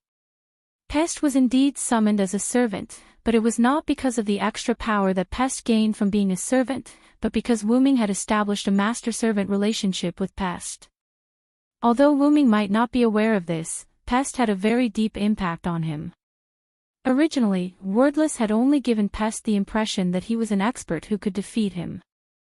Now, Wordless gave Pest the impression that he was a god. Pest looked at the scene before him. A dragon was crawling in the universe filled with dense chi. Every breath he took gave Pest immense pressure. Gradually, the dragon's breathing stabilized and his eyelids twitched. Slowly, the dragon's eyes opened a sliver. Just the twitching of its eyelids made Pest feel fear. The opening of its eyes greatly affected Pest's mind. It was as if his brain had been stirred into a mess. Pester suspected that if he waited for the dragon to fully awaken and look at him with its huge dragon eyes, he might lose his mind. Fortunately, the moment the dragon fully opened its eyes, Pest was summoned and stood in the center of the magic formation. The moment Pest was summoned, he learned some information about Wu Ming through the contract he had with Wu Ming. But because of this, Pest was so obedient and looked at Wu Ming with eyes full of fear. However, Wu Ming did not notice Pest's fear of him. He was interested in what Pest said. You know that the master's strength can affect the servant's strength. Is this knowledge from the summoning ritual? The only reason Pest knew that the strength of the master could affect the strength of the servant was because of the Holy Grail's knowledge. However, there was no Holy Grail in this world. How could such knowledge be imparted to Pest? Pest, how do you know this? I learned it from you, Master, Pest answered honestly. The moment she formed the contract with Wu Ming, not only did Pest see the universe Wuming brought to her, but she also learned some knowledge about the Holy Grail War from Wuming. Memory sharing. But this kind of situation will only happen when you're asleep. It was common knowledge that the master would dream of the servant's past. If the servant was asleep, the servant would also dream of the master's past. This was a result of the contract, and it was mutual. When Pest is not summoned, she should be asleep, Letitia suddenly said. But facing Letitia's question, Pest was very reluctant, but in the end, she nodded honestly. After Pest was killed, she was indeed in a state of hibernation. That's not right. I only know the knowledge. It's impossible for me to only know the knowledge in my dreams. There must be something else. Wuming frowned and squinted at Pest. Pest, you should have something else you haven't said, right? In just an instant, Pest's face turned pale. She did not say a word, and even her body stiffened. Wuming's words reminded her of the dragon she saw before.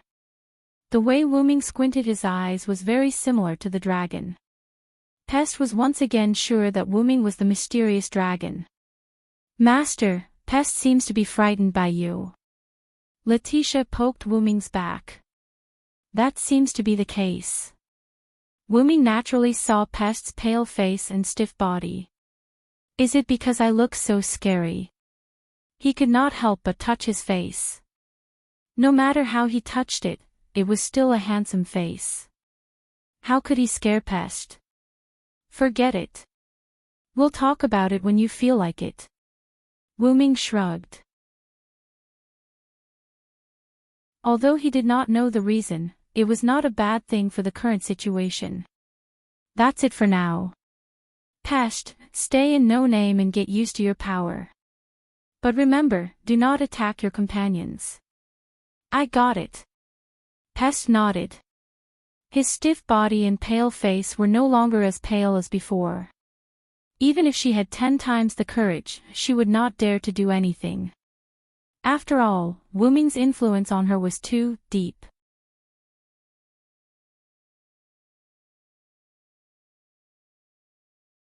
Chapter 8:14. After settling Pest down, Wuming checked No Name's magic puppet. After confirming that there were no mistakes, Wuming left some rune magic on the ground around No Name. Originally, Wuming wanted to set up some magic traps directly, but Wuming would feel bad if unrelated people fell for them. Therefore, Wuming changed it to detection magic. If he sensed any strange people or things, Wuming would immediately use the portal to return. Of course, Wuming felt that there shouldn't be any more enemies in the near future. After all, the enemy's goal wasn't No Name, but something else. However, to be cautious, Wuming still did so. After checking again that there were no mistakes, Wuming opened the portal and returned to No Name's meeting room. Pest returned to her assigned room alone. Before familiarizing herself with her body's strength, she needed to recover her spirit. After all, the giant dragon in her dream had affected her too much. On the other hand, Lily and the other children of No Name began to work again. After all, the children of No Name had all suffered before, and this made them even more restless. However, because of Wuming's instructions, they didn't go outside. Instead, they worked in the room, such as cleaning. Only Letitia was waiting for Wuming in the meeting room. Master, are the preparations complete? Letitia, who was sitting on the sofa and waiting for Wuming, immediately got up when she saw Wuming arrive. Okay, let's go. Letitia, let's go find White Yiksha. Yes, Master. 21053880 Outer Gate, inside the Thousand Yes branch. White Yiksha sat there with a distressed look on his face. His arms were crossed in front of his chest as if he was waiting for someone. Black and purple ripples appeared out of thin air, and Wuming walked out with Letitia. You're finally here. Seeing the person he was looking forward to, White Yiksha's restless face relaxed a little. Look at you. Did you get some bad news? It was still the same cushion as before. Wu Ming directly pulled it over and unceremoniously sat in front of White Yiksha. I just received news that the West, North, and South districts were also attacked by Absolute Evil's avatar. What? Letitia, who was sitting beside Wu Ming, was shocked. Her master was right. This is bad news. However, from the looks of it, the two-headed dragon army in the other districts should have been dealt with. Wu Ming wasn't surprised at all. He was rather calm. It's all been dealt with. Otherwise, I wouldn't be sitting here waiting for you. Although White Yiksha was the ruler of the East District, she would take action if there was a disaster that affected the entire Hakata. Of course, it was the same for the other guardians. Then, the situation in the other districts and eyes. Be in the eyes, Letitia said Letitia's in eyes. According to Wu Ming's understanding, the class ruler of the West seemed to be a cadre of thousand eyes, but Wu Ming didn't know the details. Noticing the confusion on Wu Ming's face, Letitia explained for Wu Ming. Master, the class ruler of the West that Lady White Yiksha mentioned is called Demon Laplace. He's one of the cadre of thousand eyes. Due to his ability, he has been in a deep slumber. White Yiksha spoke as well. Letitia's ability is actually referring to his powerful prophetic ability. Could it be the cadre of thousand eyes who predicted that a demon king would attack Fire Dragon's birth ritual? Wu Ming suddenly thought. Being a cadre of thousand eyes and having prophetic abilities made it easy for people to associate him with the cadre of thousand eyes who had given a 100% accurate prophecy. That's right. The prophecy of Fire Dragon's birth ritual was given by him. However, that fellow is in a deep slumber all year round, so there's no need to pay attention to him. In short, nothing major happened in the West because of his unexpected awakening. White Yiksha didn't plan on explaining Demon Laplace to Wu Ming. However, although he had coincidentally woken up, he wasn't weak to be able to deal with Absolute Evil's clone. That Demon Laplace was at least in the 4 digits. Wu Ming thought so. As for the South District's Absolute Evil clone, it was 16th Knights and Company who helped deal with it. They also gained a wave of no-names reputation. I have to say that they did well. 16th Knights and Company, who were participating in the Dragonhorn Griffin Lions Harvest Festival in the South District, happened to encounter this matter. However, they almost destroyed the Harvest Festival, and they didn't realize it at all. However, White Yiksha looked like he was gloating. As expected of problematic children. Black Rabbit will probably cry for a while. Wu Ming smiled helplessly. After all, they were problematic children. Benevolence and Black Rabbit had it quite hard. The situation in the North District isn't very good. It's different from the West and East Districts, which are basically undamaged. It's also different from the South District, which has few casualties. The North District can be said to be the worst area. The streets and houses are damaged, and there are many casualties. White Yiksha's expression became melancholic. It's because of Shadora and Company. Wu Ming understood very well why. Shadora was one of the rulers of the North District's hierarchy. This meant that there were others who shared the position of ruler. Why was that? Naturally, it was because no one in the community in the North District had the ability to be the sole ruler of the hierarchy. Therefore, there were many rulers of the hierarchy who managed the North District together.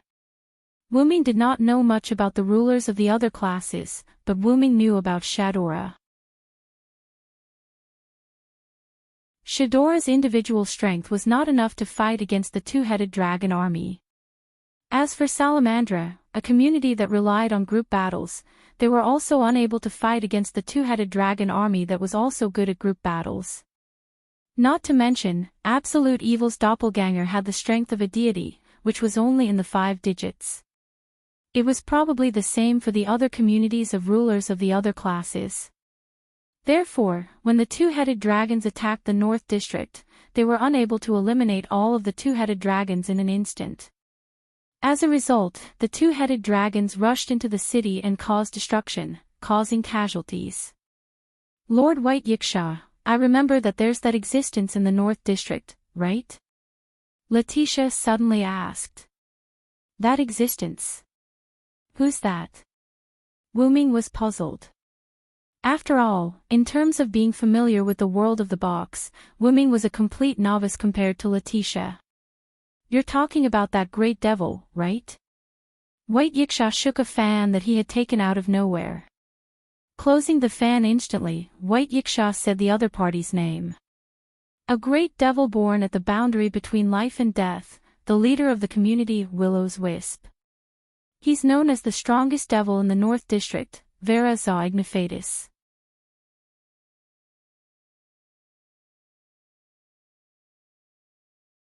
Chapter 8:15. So it's the leader of Willow's Wisp. Wu Ming came to a realization. In the competition called Gift of the Creator at the Fire Dragon's Birth Festival, Kasuga Hikari's opponent in the finals was a ghost named Aisha Ignifast, and her companion, Jack the Pumpkin Monster, who came from the community of Willow's Wisp. If that person took action, the army of Absolute Evil's clones should be easily dealt with. It seemed that Letitia acknowledged the other party's strength. It was Vera who took action.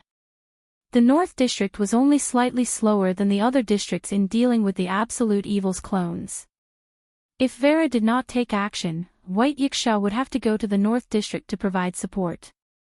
Speaking of which, since this devil is so powerful, why isn't she a class controller?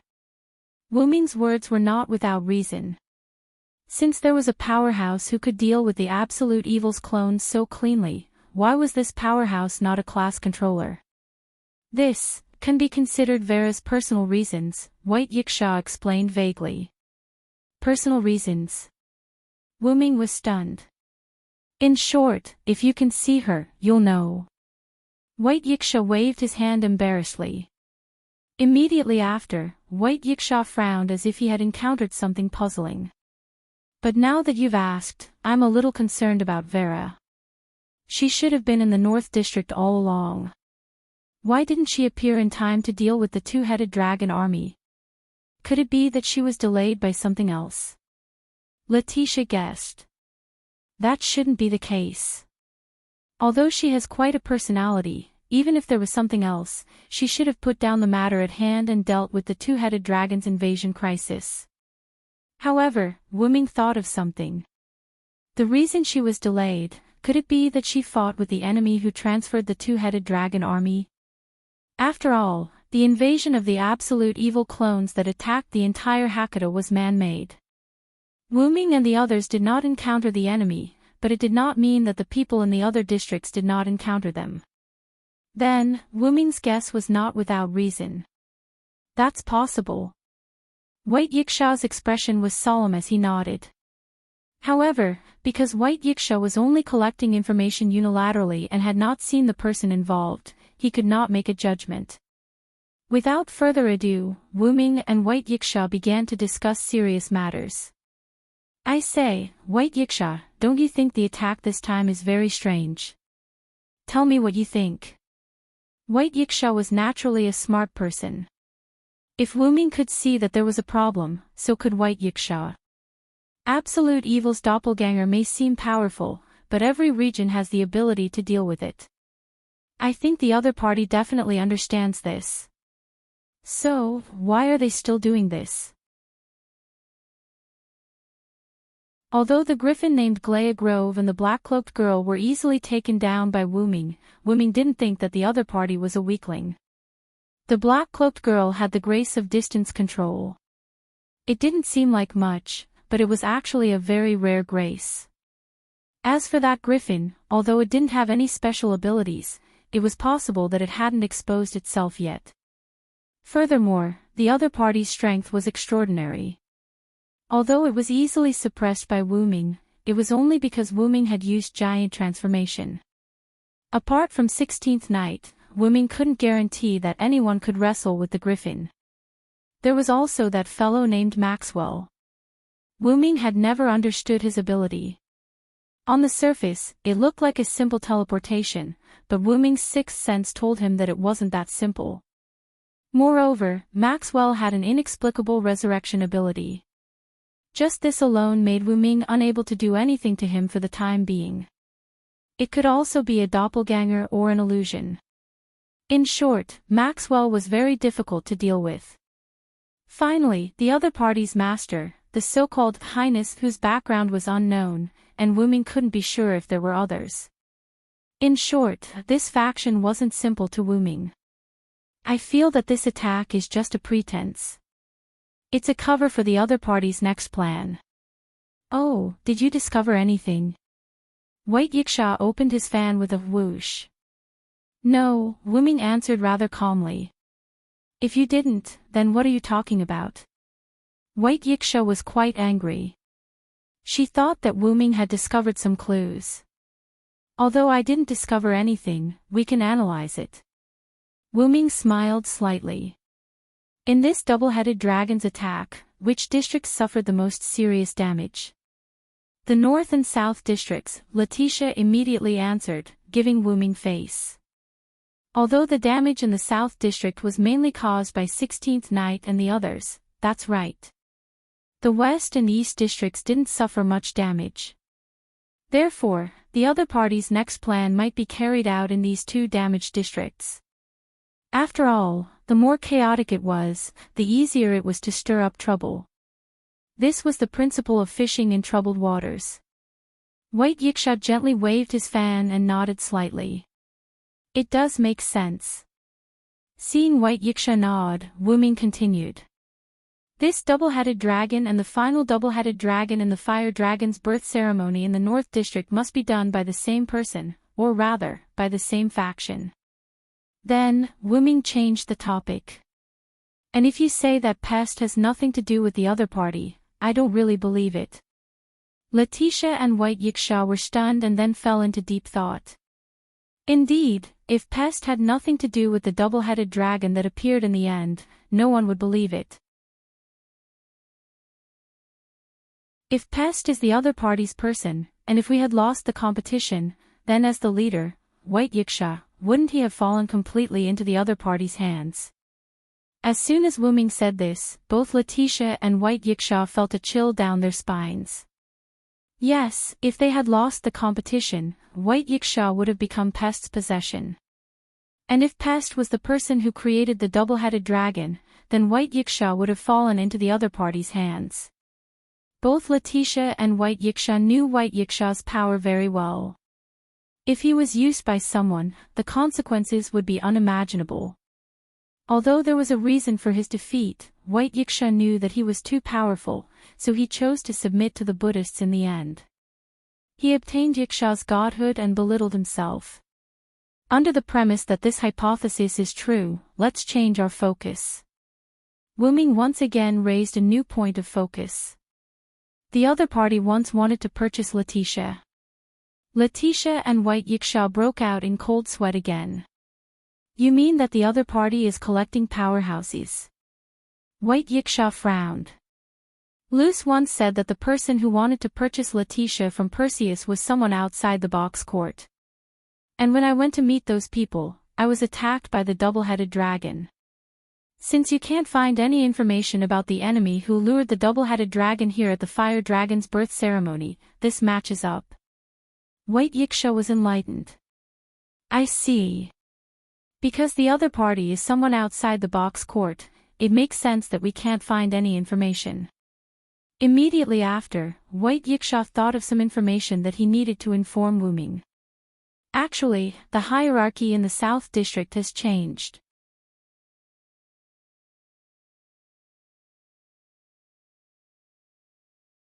Chapter 8:16.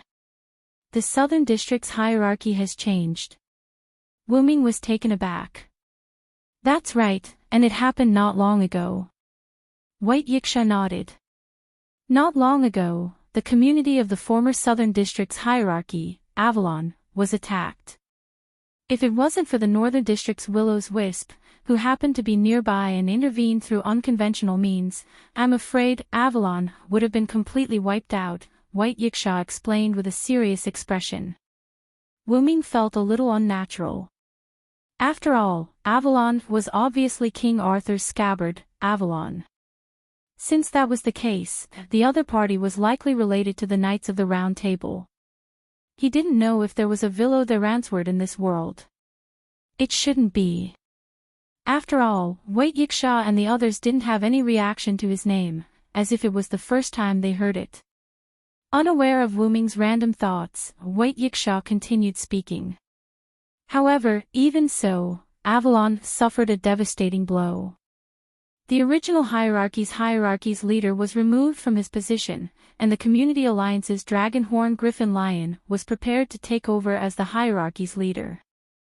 Although he hadn't officially taken over, the other party had already been recognized by the Southern District. Therefore, for now, it didn't matter if it was official or not. At this moment, Letitia raised her hand. Lord White Yiksha, do you know who the enemy that attacked Avalon was? White Yiksha shook his head helplessly.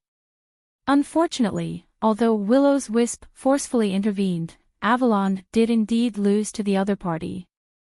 Although there wasn't much of a loss, the price of Avalon's defeat was that we couldn't reveal the other party's information.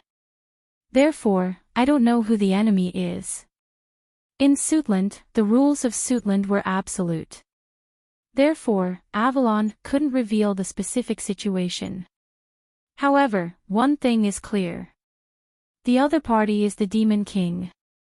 As for why, it was because the black contract documents rained down from the sky at that time. Many people saw it, and everyone in Suitland knew what the black contract documents represented. Therefore, he was most certain that the other party was the Demon King. It can be said that if it wasn't for the intervention of Willow's Wisp, the entire community of Avalon would have been wiped out. However, if it was really as Willow speculated, Avalon would very likely become the possession of the Demon King. Immediately after, Bayasha's eyes narrowed. I suspect that the Demon King who attacked Avalon is from the same faction as Pest and the person who can control the two-headed dragon. Wu-Ming crossed his arms and nodded. First, they attacked the Southern District. Then, they attacked the Fire Dragon birth ceremony that was jointly held by the Eastern and Northern Districts. Finally, they attacked the entire box. It seems that the other party is not weak. Although the results showed that the other party had never succeeded, the fact that the other party could continue to cause trouble despite repeated failures was enough to prove that the other party had a deep foundation. Do we need to find Pest for information? Letitia suddenly asked. After all, Pest might know those people. When you see her again, give her a gentle hint. If she really doesn't want to say it, then forget it. I don't really want to treat Pest as an item. Since she joined No Name, she's a family. Wu-Ming did not want to treat Pest as a slave. Wu-Ming believed that the other members of No Name would not want to do that either. I understand, Master. Letitia nodded and did not say anything else. However, her gaze toward Wu-Ming became gentler. If Pest hears your words, I'm afraid Pest will have a better impression of you. Bayasha also turned serious and revealed a frivolous expression again. By the way, Bayasha, how do you know that Pest doesn't have a good impression of me? Wu-Ming frowned. Although Pest was indeed very angry with Wu-Ming based on his behavior before Wu-Ming stabbed him, Bayasha was not present at that time. However, Bayasha's current appearance gave people the feeling that he had a lot of interaction with Pest. Roar! Of course, that's because I used that ring before you came to retrieve it. Pest and I have already talked. Bayasha did not hide anything and told Wu-Ming and Letitia the truth. I see. If it's you, you do need to talk to Pest. Letitia nodded in understanding. No one would believe that the incarnation of the Sun and the incarnation of the Black Death did not need to talk to each other. Moreover, Bayasha was in the wrong. After all, it was the Sun's laziness that caused the Black Death to break out. Although Bayasha's words were reasonable, Wuming did not believe them. Wuming and Bayasha did not have much interaction. However, Bayasha was the only problem child. Wuming knew this in his heart. In other words, you didn't do anything strange to Pest, did you, Bayasha? Wuming looked at Bayasha suspiciously. Wuming still remembered that when Pest was summoned, he was silent, or rather, very obedient. Moreover, after standing for a while, Pest's face turned pale and his body stiffened. It looked like his spirit had suffered a severe blow. Now that he thought about it, could it be that Bayasha did something to Pest? What are you talking about? Pest and I just had a good conversation in various aspects. Yes, yes. With a calm expression, White Yiksha indicated that there was only a simple exchange between him and Pest. Then why does Pest look like he's in shock? You really didn't do it. Wuming became more and more suspicious. He knew how powerful a problem child like Bayasha was. Even if she really did it, with Bayasha's thick skin, he would probably not admit it. Is that so? Maybe it's not easy to accept the new environment. However, Bayasha's heart had already begun to change.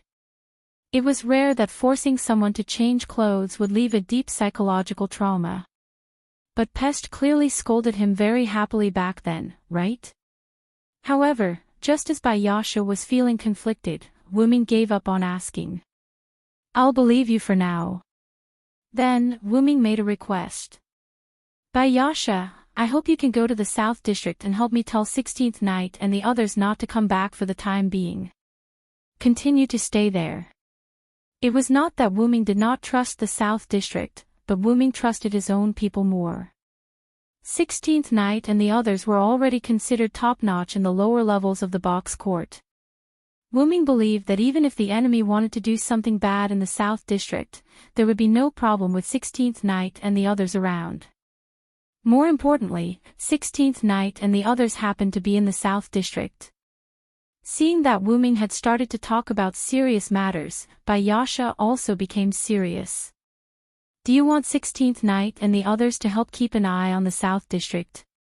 No problem, leave it to me.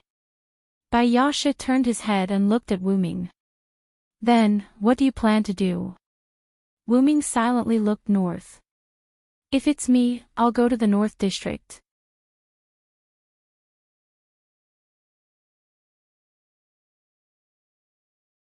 Chapter 8:17. The Southern District is guarded by 16th Night and the others, while the Eastern District is guarded by you, so I've decided to check out the situation in the Northern District. Wuming retracted his gaze from the north and looked at White Yiksha again. I should be relieved to leave the Eastern District to you, right, White Yiksha? Wuming teased with a smile. Wuming didn't look down on White Yiksha just because he couldn't do anything against the twin-headed dragon army. The star spirit of the sun, the devil king of the White Knight, White Yiksha's ability was beyond Wuming's imagination. If White Yiksha recovered his two-digit main body, he would definitely be able to capture the absolute evil doppelganger easily. Back then, he could not do anything about the absolute evil doppelganger because the absolute evil doppelganger came menacingly and there were too many of them. White Yiksha had 14 Sun Sovereigns. Just by using Sun Sovereigns, he could easily eliminate these absolute evil doppelganger. However, if he really used it, the surroundings would probably be in a mess. Because he had too many concerns, White Yiksha was helpless. Facing Wuming's teasing, White Yiksha was not in a hurry to answer. Instead, he closed his eyes, opened them, and smiled. Who do you think I am? I'm the ruler of the Eastern District. I bet my name is the Star Spirit of the Sun and White Knight. Leave the Eastern District to me. At this moment, White Yiksha's powerful demeanor was revealed. I'll leave no name to you for the time being, Lord White Yiksha. Letitia was also in awe. With that, Wuming, Letitia, and White Yiksha's conversation ended. After learning from White Yiksha which part of the northern district suffered the most damage, Wu Ming and Letitia left. Northern District, between the 3999999 and 4 million outer gates. At a bell tower, a black and purple teleportation door appeared out of thin air. Wu Ming and Letitia walked out. This seems to be the bell tower that 16th Knight and Black Rabbit destroyed, Master. Letitia recognized the familiar place at a glance. In the end, it was Wu Ming who helped to repair it. That's right. It's indeed here.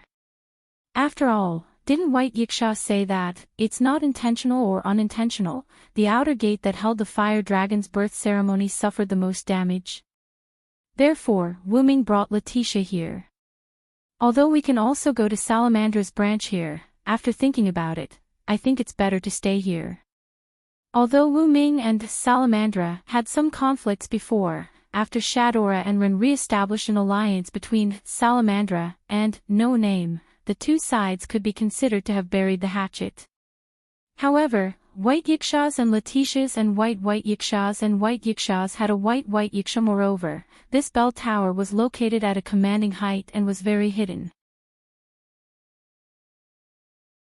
As for why such a place was needed, it was because it could easily take in the surrounding situation. As I expected, the damage to the northern district is much more serious than what White Yiksha said. They walked to the window of the bell tower and looked around.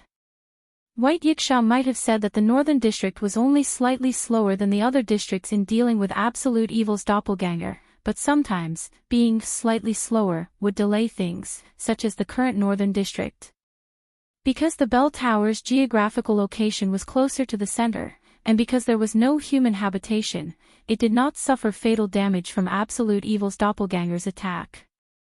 It only suffered some damage at the base. Moreover, the other outer gates were not so lucky. Wu Ming looked around. 7 or 8 of the 10 buildings were completely destroyed. The remaining 2 or 3 were so damaged that they were uninhabitable. Not only that, but Wu Ming also saw many bloodstains on the streets. These should be the residents' blood. After all, the blood of the two-headed dragon could split again, and it could be the blood of the two-headed dragon that could not split again. However, compared to this, Wu Ming felt that the two-headed dragon had been killed by people using special methods. He could not see any civilians. They might have been transferred to other outer gates to take refuge. Perhaps it was because the battle had just ended, but the people walking on the streets were basically all fully armed members of the Northern District community. This was because everyone had their own community's coat of arms. Wu Ming even saw people from Salamandra. Some of them were patrolling to see if there were any other survivors, while others were specifically searching for any two-headed dragons that had been left behind. The possibility of the former was not small. After all, the collapse of the building had knocked out the people who were still alive under it, or the people hiding in the building did not have time to come out because of the collapse. The latter was unlikely. After all, although the two-headed dragons were said to be at the deity level, their strength was only at the deity level. Their intelligence was equivalent to that of an ordinary beast, or even lower. Generally speaking, unless they were all dead, they would not stop. However, there were exceptions.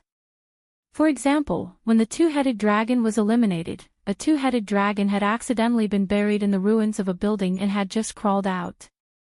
Interestingly, Wu Ming, who was standing at a commanding height, happened to see such a scene. A white two-headed dragon struggled to crawl out of the thick ruins and was ready to attack the patrolling personnel who had just walked away. The patrolling personnel seemed to have heard a trace of a sound and immediately shouted, thinking that there were survivors. Hey! Are there any survivors? If there are, please answer me. He was also one of the people who thought that it was unlikely for the two-headed dragon to survive. The man shouted as he explored the surrounding ruins.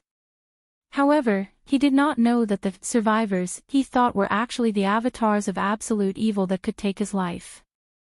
Roar! The two-headed dragon roared and suddenly rushed toward the person who did not discover it. What? The person who heard the sound subconsciously turned his head, only to see the two-headed dragon pouncing towards him with its two bloody mouths wide open. He had no time to react. Hey! Suddenly, a girl's voice came from one side, and the two-headed dragon suddenly flew to the other side. Then, a girl with blue and white pigtails appeared in front of the patrolling personnel, half squatting on the ground. This person was a member of Willow's Wisp, Aisha Ignifost. Thank you so much, Master Aisha. He had clearly seen what had happened just now. Aisha had kicked the two-headed dragon away. Otherwise, he might have died in the dragon's mouth. Ha! Aisha said with a trembling voice. You're not injured, right? The battle just ended not long ago, so it's inevitable that there will be remnants. You can't let your guard down. Aisha stood up and criticized the person. Yes, yes. Master Aisha is right. I've learned my lesson. The person who was almost attacked was ashamed. He was indeed careless. If Aisha did not save the situation, he would have instantly died in the two-headed dragon's mouth. If he had been cautious from the beginning and noticed the existence of the two-headed dragon, he would have known that it was only a doppelganger of absolute evil. Even if he couldn't defeat it, he could have fought it for a few seconds and shouted for the surrounding people to come to his aid.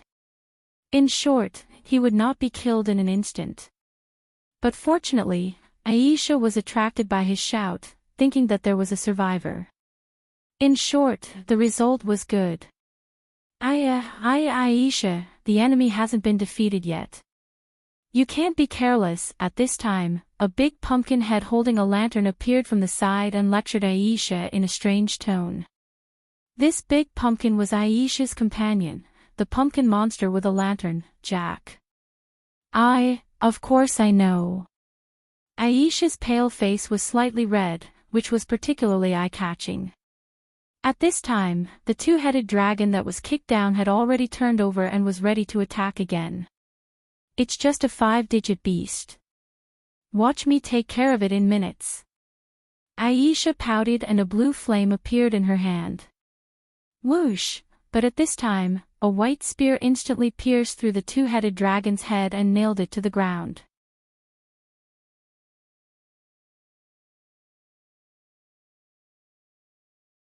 Chapter 8:18. Who is it? Aisha immediately became alert and looked in the direction where the spear came from. That was the location of the clock tower. However, the other party appeared from behind Aisha. Long time no see, Aisha, Jack. A dark purple portal appeared behind Jack, and Wuming and Letitia walked out. Oh, so it's Lord Villo and Lord Letitia. Long time no see. Jack immediately greeted Wuming. As a maid, Letitia was befitting of her identity. She slightly bent her back and nodded. Ah! Lord Villo and Lord Letitia, why are you in the Northern District? When Aisha saw that it was Wuming and Letitia, she stopped throwing tantrums. Letitia was a senior in the box court, so Aisha naturally knew about her. The news of Wuming defeating the Demon King with a holy spear at the end of the Fire Dragon's birth ceremony also spread like wildfire. Although Wuming and Letitia were in the no-name community, Aisha would not look down on them because of this. The strong would be respected no matter where they went. So it's Lord Villo and Lord Letitia who defeated the Demon King. The person who was saved by Aisha also recognized Wuming and Letitia. After all, the Fire Dragon's birth ceremony had just ended. Taking advantage of the popularity, Wuming was quite famous in the Northern District. Hurry up and go. Remember to be careful in the future. Not everyone will come to save you at all times. Seeing that Wuming and Letitia had arrived, Aisha hurriedly prepared to send away the person she saved. Yes, Lord Aisha. I won't disturb your conversation with Lord Jack and the other two. The person quickly got up, bowed to Aisha and Wuming, and then quickly left. He still had to continue patrolling and see if there were any survivors. I didn't know that you were quite famous. Wuming could see that the person who was saved respected Isha from the bottom of his heart, and not just because she saved his life. From this, it could be seen that Isha was quite famous in the northern district. After all, she was not weak. As the saying went, the strong would be respected wherever they went. During the Gift of the Creator finals, if it weren't for the fact that his relationship with Wuming had improved, and he had obtained Wuming's flame through becoming friends, he would have probably lost to Isha. Of course, I'm very famous in the northern district. However, as soon as Aisha Wuming praised her, she immediately raised her head proudly, her nose almost reaching the sky. By the way, you still haven't told me why you came to the northern district. Isha turned her head and thought for a moment. Naturally, it is because of these doppelgangers of absolute evil, Wuming said, extending his right hand. Yggdrasil, the holy spear that had pierced through the two-headed dragon's head and nailed to the ground, was pulled out of thin air and automatically flew into Wuming's hand. This should be the legendary holy spear that destroyed the Demon King with a single blow. It is indeed extraordinary. Although Jack was a creation created by the leader of the Willow's Wisp, he looked more like a powerful spirit that had lived for a long time. Jack could see the details of this pure white spear at a glance. The power it contained, coupled with the fact that it was held by Wuming, proved that this was the holy spear that had pierced through the Demon King. If you're referring to the spear that pierced through Pest, it is indeed this one. Wuming nodded calmly. Then, Wuming casually swung the holy spear, and golden ripples appeared at the tip of the spear, swallowing the holy spear. By the way, Lord Villo already knows that there are doppelgangers of absolute evil here.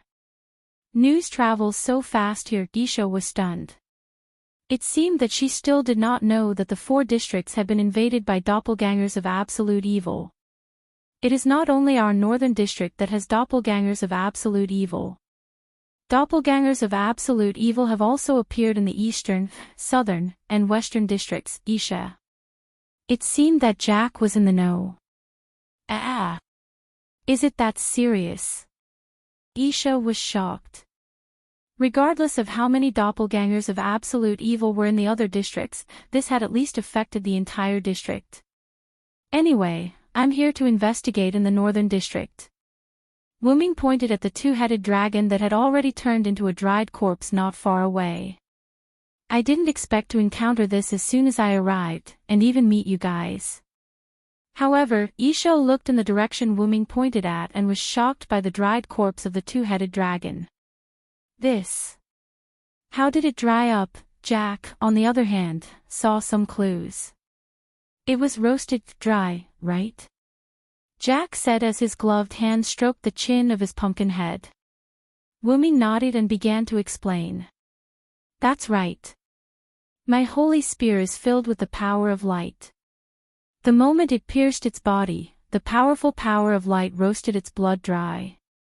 After all, no one knew if the two-headed dragon's blood would split again. Therefore, to be on the safe side, Wuming directly used the power of the holy spear to roast the two-headed dragon's blood dry. Then, Wuming waved his hand at the two-headed dragon's corpse. As a gust of wind blew past, the two-headed dragon's corpse shattered and disappeared. Isha swallowed her saliva. Even though she was a spirit, she was still a little frightened by this scene. Of course, it was not that she was afraid of Wuming. She was just afraid of Wuming's spear. As expected, that spear is an extremely powerful god's persona weapon. Isha estimated that if she was stabbed in her spirit body, she might be instantly roasted dry. You can say that. Wuming shrugged. A relic and a godhead weapon could be considered the same thing. Oh right, can you guys explain to me how the Northern District deals with these doppelgangers of absolute evil? After all, he was here to investigate. Naturally, he had to ask the locals. Of course. Let's have Aisha explain it, Jack replied and nudged Aisha. Why do I have to explain when Jack agreed? Aisha looked resentful. It was not that she was unwilling to explain, but she was a little upset that Jack had tricked her again. Roar, roar, roar. There's nothing we can do about it, Isha, because I'm just a pumpkin. Roar, roar, roar. Jack let out a strange laugh. I know, let me explain. Isha tidied up her clothes and patted the dust off her skirt symbolically. Then, she began to explain. It was not complicated. The two-headed dragon army that appeared in the northern district suddenly appeared. Nobody knew how they appeared.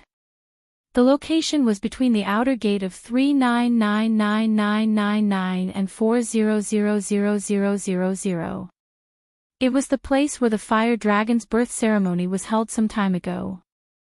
As the doppelgangers of absolute evil had appeared there before, the surrounding communities had strengthened the defense facilities there. Therefore, when the two-headed dragons invaded, the area between the outer gate of 399999 and 4 million became the best battlefield to fight against the two-headed dragons. At the same time, the two-headed dragon army that was not eliminated in time did not spread out. Instead, they held on until the great devil of the northern district arrived and eliminated the doppelgangers of absolute evil in one fell swoop. So that's how it is. Letitia had an "so that's how it is" look on her face. Indeed, the doppelgangers of absolute evil that were delayed for a short period of time did not spread out. Instead, they were all wiped out in one fell swoop. This was a problem in itself, but this problem was finally solved. However, why would the enemy release the doppelgangers of absolute evil here?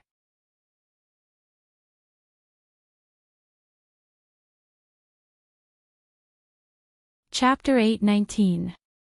Sighing helplessly, Wu Ming could be considered to have accepted it.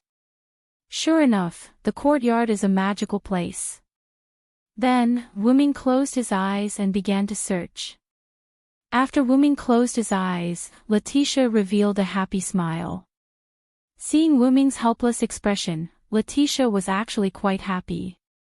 However, Wu Ming did not know what Letitia was thinking at the moment. He was now fully releasing his spiritual force, preparing to instantly scan the entire outer door. In the courtyard, Wu Ming's spiritual force was basically in a closed state.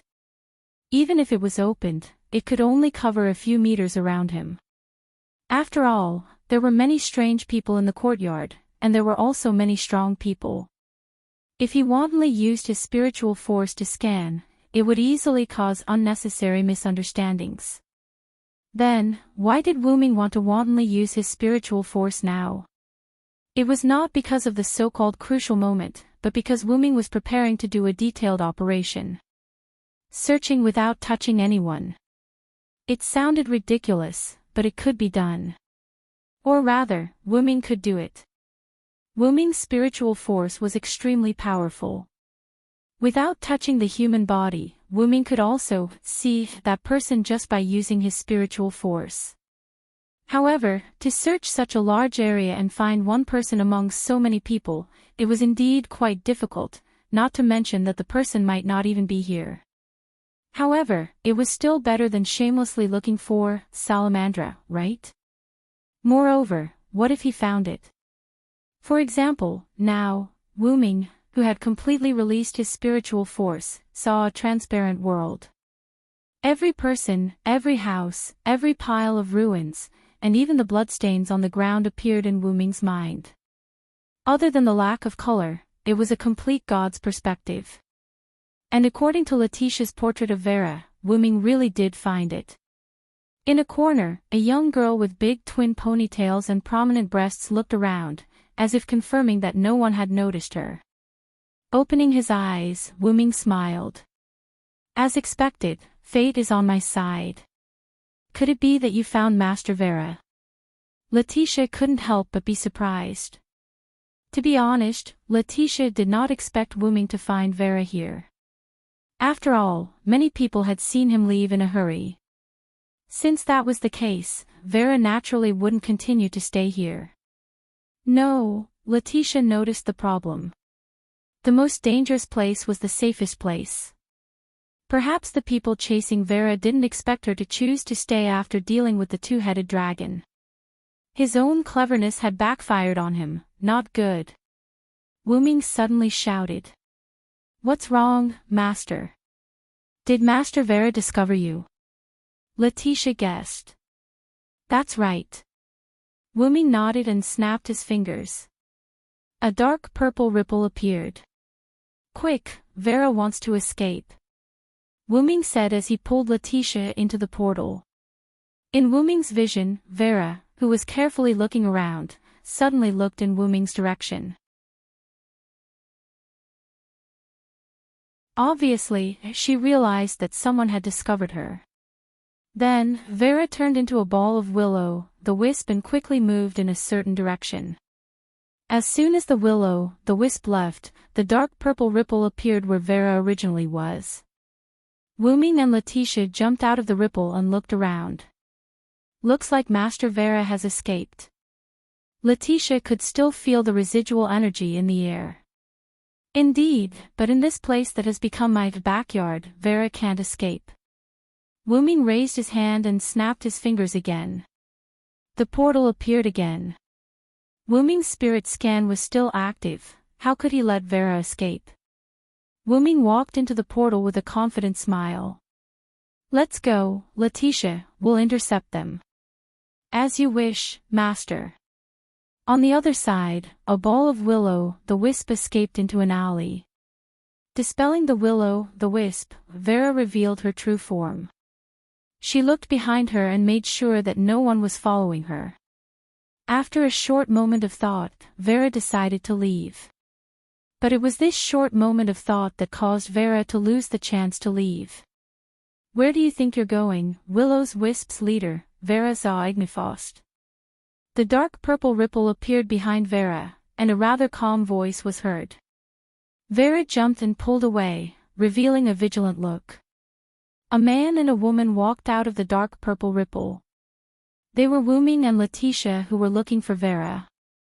"By the way, Master, your words can easily be misunderstood," Letitia complained to Wuming helplessly. Wuming was stunned for a moment before he reacted. Indeed, his current actions and the words he said just now clearly didn't seem like a good person. "I'm sorry, Will-o'-the-Wisp's leader, I apologize for my rudeness." Wuming apologized. Vera did not run away again, perhaps because Wuming's apology worked. However, Vera seemed to be relieved. Wuming also took the opportunity to observe Vera again. Unlike Letitia's black and white painting, the real person was much prettier than Letitia's. She had sharp ears like a fairy's, white hair that was tied into two thick ponytails, and even her eyelashes were white. She wore a black skirt with blue laces and a low neckline that exposed her shoulders. The extremely low neckline accentuated Vera's extraordinary breasts, which was extremely eye-catching. More importantly, her face was extremely cute, with a hint of charm in her innocence. And if Wuming was not mistaken, she seemed to be a little naive. Although Vera was indeed beautiful, Wuming only looked at Vera for a few seconds before starting a formal conversation. "I'm Vera Silence Eddie of No Name. This is my relative, Letitia Decrea. I've been entrusted by White Yiksha to investigate the matter of Absolute Evil's doppelganger. So, can you please stop running?" Wuming naturally did not come to the North District because of White Yiksha's request. However, there had to be a reason for everything, and White Yiksha was the best reason. Even if it was an investigation, Wuming believed that White Yiksha would not expose Wuming. Therefore, Wuming calmly used White Yiksha as a reason. Vera did not speak, but her little head nodded slightly, indicating that she would not run anymore. In fact, when Vera saw who it was, she did not want to run anymore. As long as it was not that guy, everything was fine. "Then I'll get straight to the point. Before Absolute Evil's clone caused trouble, did you encounter an enemy?" Vera raised her head and poked her chin with one hand. She thought for a moment and silently shook her head, which was very cute. But after shaking her head, Vera immediately nodded again. This made Wu Ming and Letitia confused. In the end, under Wu Ming and Letitia's puzzled gaze, Vera walked up to Wu Ming and pulled up Wu Ming's sleeve. "Help me."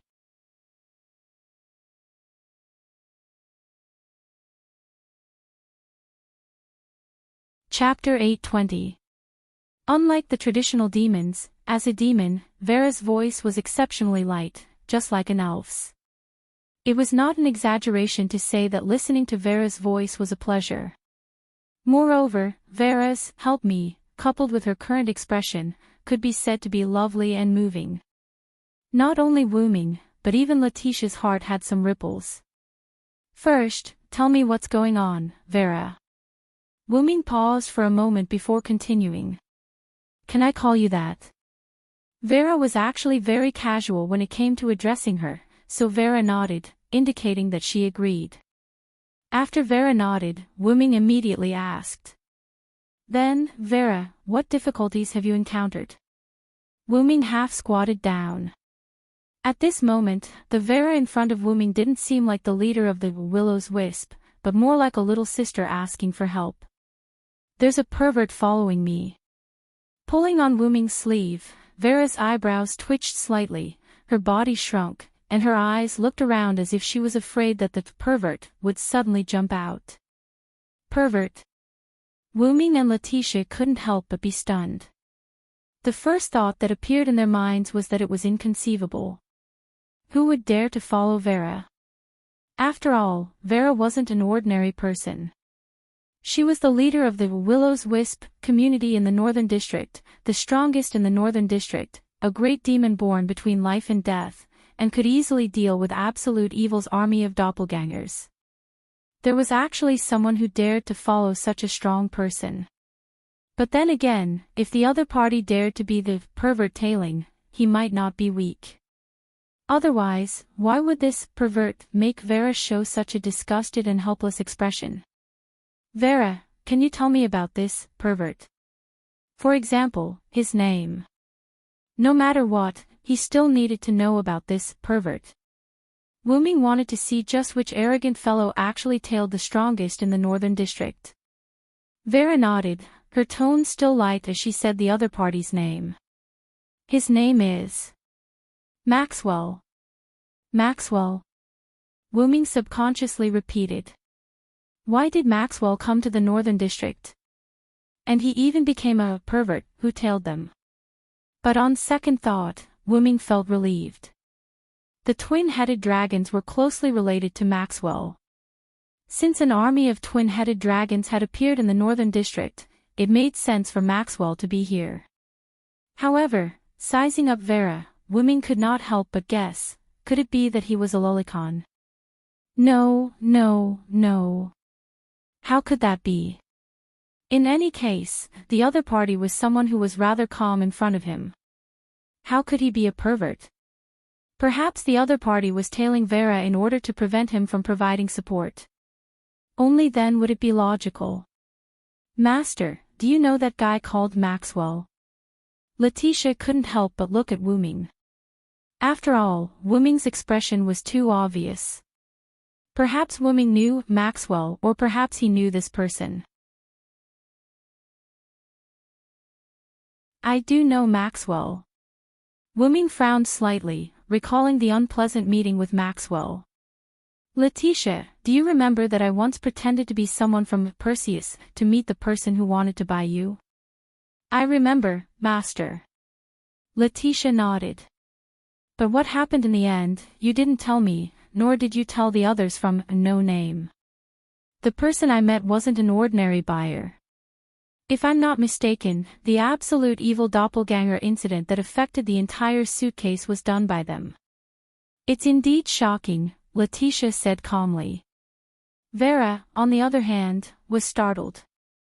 Letitia's calmness was also within Wu Ming's expectations. After all, the last time he went to talk to White Yiksha, Letitia was by his side. Letitia did have some guesses because of Wu Ming and White Yiksha's words, and Wu Ming's words just now confirmed Letitia's suspicions. The other party once wanted to buy Letitia. This was what Wu Ming had said at the time. And Letitia had deduced from this sentence. At that time, I captured 2 of Maxwell's companions. In the end, some absolute evil doppelganger inexplicably appeared and attacked me. Maxwell took the opportunity to save his companions.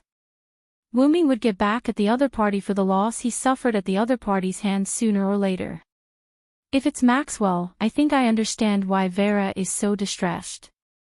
That was because Maxwell had an inexplicable resurrection ability, at least on the surface. Vera, did you kill Maxwell several times, but in the end, he appeared in front of you unscathed? As soon as Wu Ming said this, Vera immediately nodded desperately as if she had met a confidant. Wu Ming thought to himself that it was indeed the case. At that time, Wu Ming did indeed kill Maxwell, and did not show any mercy. Logically speaking, that sense of reality would not lie, but for the sake of caution, Wu Ming had never been able to completely confirm Maxwell's resurrection. And after Vera's confirmation, Wu Ming could also be considered to have confirmed that Maxwell did indeed have an inexplicable resurrection ability. Master, you mean that Maxwell can be resurrected? Letitia was shocked. No matter when or which world it was, resurrection was always a shocking matter. Not to mention Maxwell's unlimited resurrection ability. But, Master, will there really be the gift of unlimited resurrection? What Letitia meant was whether or not the other party had used some other method or gift to master the ability that looked like resurrection in the eyes of outsiders. At the very least, from our point of view, Maxwell has indeed been resurrected. As if responding to Wu Ming's words, Vera's little head nodded fiercely. Since the 2 powerhouses, Wu Ming and Vera, had said so, Letitia, who had never seen Maxwell's resurrection, had to obey the majority. If that's the case, then this Maxwell will be difficult to deal with. Letitia crossed her arms in distress. Just the uncontrollable resurrection ability alone was enough. Vera had no choice but to hide from Maxwell. Indeed, in addition to the resurrection ability, Maxwell is also a 4-digit demon king, and he has the ability to teleport multiple units. These 2-headed dragons were probably transported by him. The teleportation ability could be used to attack and defend, save teammates, escape, and transport the 2-headed dragon army. The opponent was a 4-digit demon king, and he also had a troublesome resurrection ability. It was a powerful enemy. Of course, if Wu Ming could find the main body, Wu Ming could keep Maxwell in a constant state of resurrection. With that in mind, Wu Ming's thoughts drifted back to his main body. He wondered how the main body's injuries were recovering.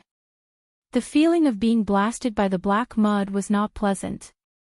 Back then, after Wu Ming transferred his mind to the backup machine of the root, Wu Ming still suffered from mental damage, and it was not light. As for how the main body was injured, Wu Ming, who had completely cut off the connection, did not know. He had to hurry. With that in mind, Wu Ming looked at Vera again. Maxwell's group seemed to know the whereabouts of Wu Ming's main body, and it just so happened that Maxwell bumped into the muzzle of the gun. If Wu Ming did not shoot, it would be a waste of Maxwell's rare action. Then, Wu Ming, who was looking at Vera, spoke. Vera, can you tell us more about Maxwell?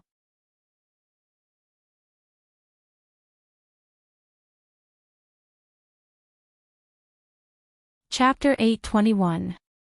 With Vera's approval, Wu Ming and Letitia left with Vera. Wu Ming opened the portal and the 3 of them returned to No Name's base. In the conference room of No Name, Wu Ming and Vera sat together on the sofa. This was because Vera did not let go of Wu Ming's sleeve after pulling it up. Vera did not care about Wu Ming's distress. She seemed to be very curious about Wu Ming's portal as she looked at the location where the portal had disappeared. Is there something you care about, Vera? Wu Ming looked at the place where Vera was looking but did not find anything special. Vera did not say anything. She only reached out her hand and pointed at the place where the portal had disappeared. Master Vera should be interested in your teleportation portal, Master. Letitia poured tea for Vera as she answered Wuming. Master Vera can freely control the realm gate. To a certain extent, Master Vera has the same ability as you. Thank you, Vera thanked Letitia in an adorable tone, but she didn't have the slightest self-awareness. She hugged the teacup with both hands. You're welcome, Master Vera. Letitia was very pleased and nodded with a smile. Then, Letitia came to Wuming's side and poured tea for Wuming. Wuming's eyes lit up because of Letitia's words. Vera could freely control the realm gate, and this ability was indeed very similar to Wuming's portal. However, the realm gate was fixed, while Wuming's ability was not. Moreover, Wuming's portal could only be used to go to places. However, both had their advantages. Then we are really fated. Wuming smiled. Vera still did not speak, only her little head nodded fiercely. At this time, Letitia, who was standing behind Wuming, spoke. Sir Vera, please tell us more about Maxwell. After all, Wuming and Letitia brought Vera back to No Name to obtain information about Maxwell. Therefore, Vera began a very short explanation. Because Vera did not speak much, Wuming and Letitia could only speculate further from Vera's words. However, because Vera tried her best to avoid Maxwell, Vera did not know much about Maxwell. Most of the information she said was the same as what Wuming knew. Combined with the information previously known, it could be summarized into the following points. Maxwell was a newly promoted demon king who came from the outside. He had control over ice and fire, multiple units of teleportation, as well as the strange ability to resurrect. He was also connected with Absolute Evil's doppelganger. Apart from this, Wuming also knew one more thing. Maxwell didn't just start tailing Vera. Instead, he started tailing her before she even arrived at the box court. According to Vera, it was because she could not stand Maxwell's tailing that Vera came to the box. Wuming, who knew the truth, had a complicated feeling. Because, from this, it could be seen that Maxwell was really a pervert, but Wuming looked at Vera's extremely unscientific body and her naturally beautiful face. Vera noticed Wuming's gaze and responded to Wuming with her head tilted in confusion. Wuming seemed to understand Maxwell's perverted behavior. Huff. Wuming sighed and lay down on the sofa behind him. Even if they managed to gather information on Maxwell, he would still be a huge problem. And this big problem was his strange resurrection ability. Although he could choose to trap Maxwell, don't forget that Maxwell also had the ability to teleport. Moreover, he did not know if he still had other abilities because Vera just said that she tried her best to avoid Maxwell. It was not easy for a natural airhead like Vera to know a lot of information about someone she hated the most and tried her best to avoid. Oh right, Wuming also knew the main reason why Vera was not the ruler of the hierarchy. It was because of Vera's natural airhead attribute. Speaking of which, Vera, where did you meet Maxwell? Since he could not think of a way to deal with Maxwell, he had to change the entry point 54545 Outer Gate. Vera answered truthfully 54545 Outer Gate. Wuming was stunned. If I remember correctly. Wuming said and looked at Letitia. That's right, Master.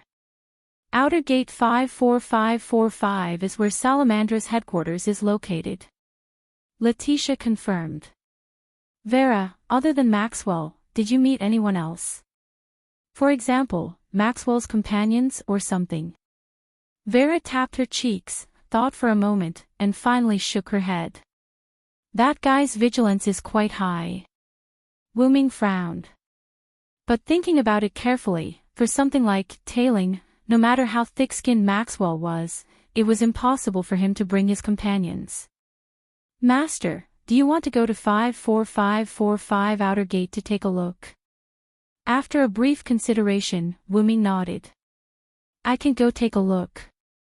But at this moment, a piece of parchment floated in from the window and automatically flew to the coffee table in front of Wuming. The parchment was engraved with the emblem of two goddesses, which was the symbol of 1,000 eyes. Could it be White Yiksha? Wuming picked up the parchment and turned it around to read. Master, is there a new situation? Letitia asked worriedly. Vera also looked at Wuming curiously. Wuming raised his head and looked at Letitia and Vera. The southern district was attacked again. 2105-380 Outer Gate, Thousand Eyes, Branch. Although White Yiksha was sitting on the mattress like the previous few times, White Yiksha now had his eyes closed and his arms crossed in front of his chest. He looked like he had a headache. Blackish-purple ripples appeared and White Yiksha immediately opened his eyes. Wuming, Letitia, and Vera walked out of the portal. Vera. I didn't expect you to kidnap her to the Eastern District. White Yiksha looked particularly surprised before revealing a gentlemanly smile. She didn't expect Wuming to bring Vera to the Eastern District. Vera looked at White Yiksha in disdain before shrinking behind Wuming and tugging at his sleeve. How's the Southern District now, White Yiksha? Wuming ignored White Yiksha's frivolity and immediately asked. Don't worry. Sit. Seeing Wuming's arrival, White Yiksha changed his previous demeanor and became very calm. Seeing White Yiksha's calm expression, Wuming didn't look anxious at all and sat down facing White Yiksha. White Yiksha spoke first. To be honest, I didn't expect you to come so quickly. After all, Wuming had gone to the Northern District to investigate. On the parchment that White Yiksha sent to No Name, he only wrote that he saw a trip to the 2105-380 Outer Gates, Thousand Eyes, Branch.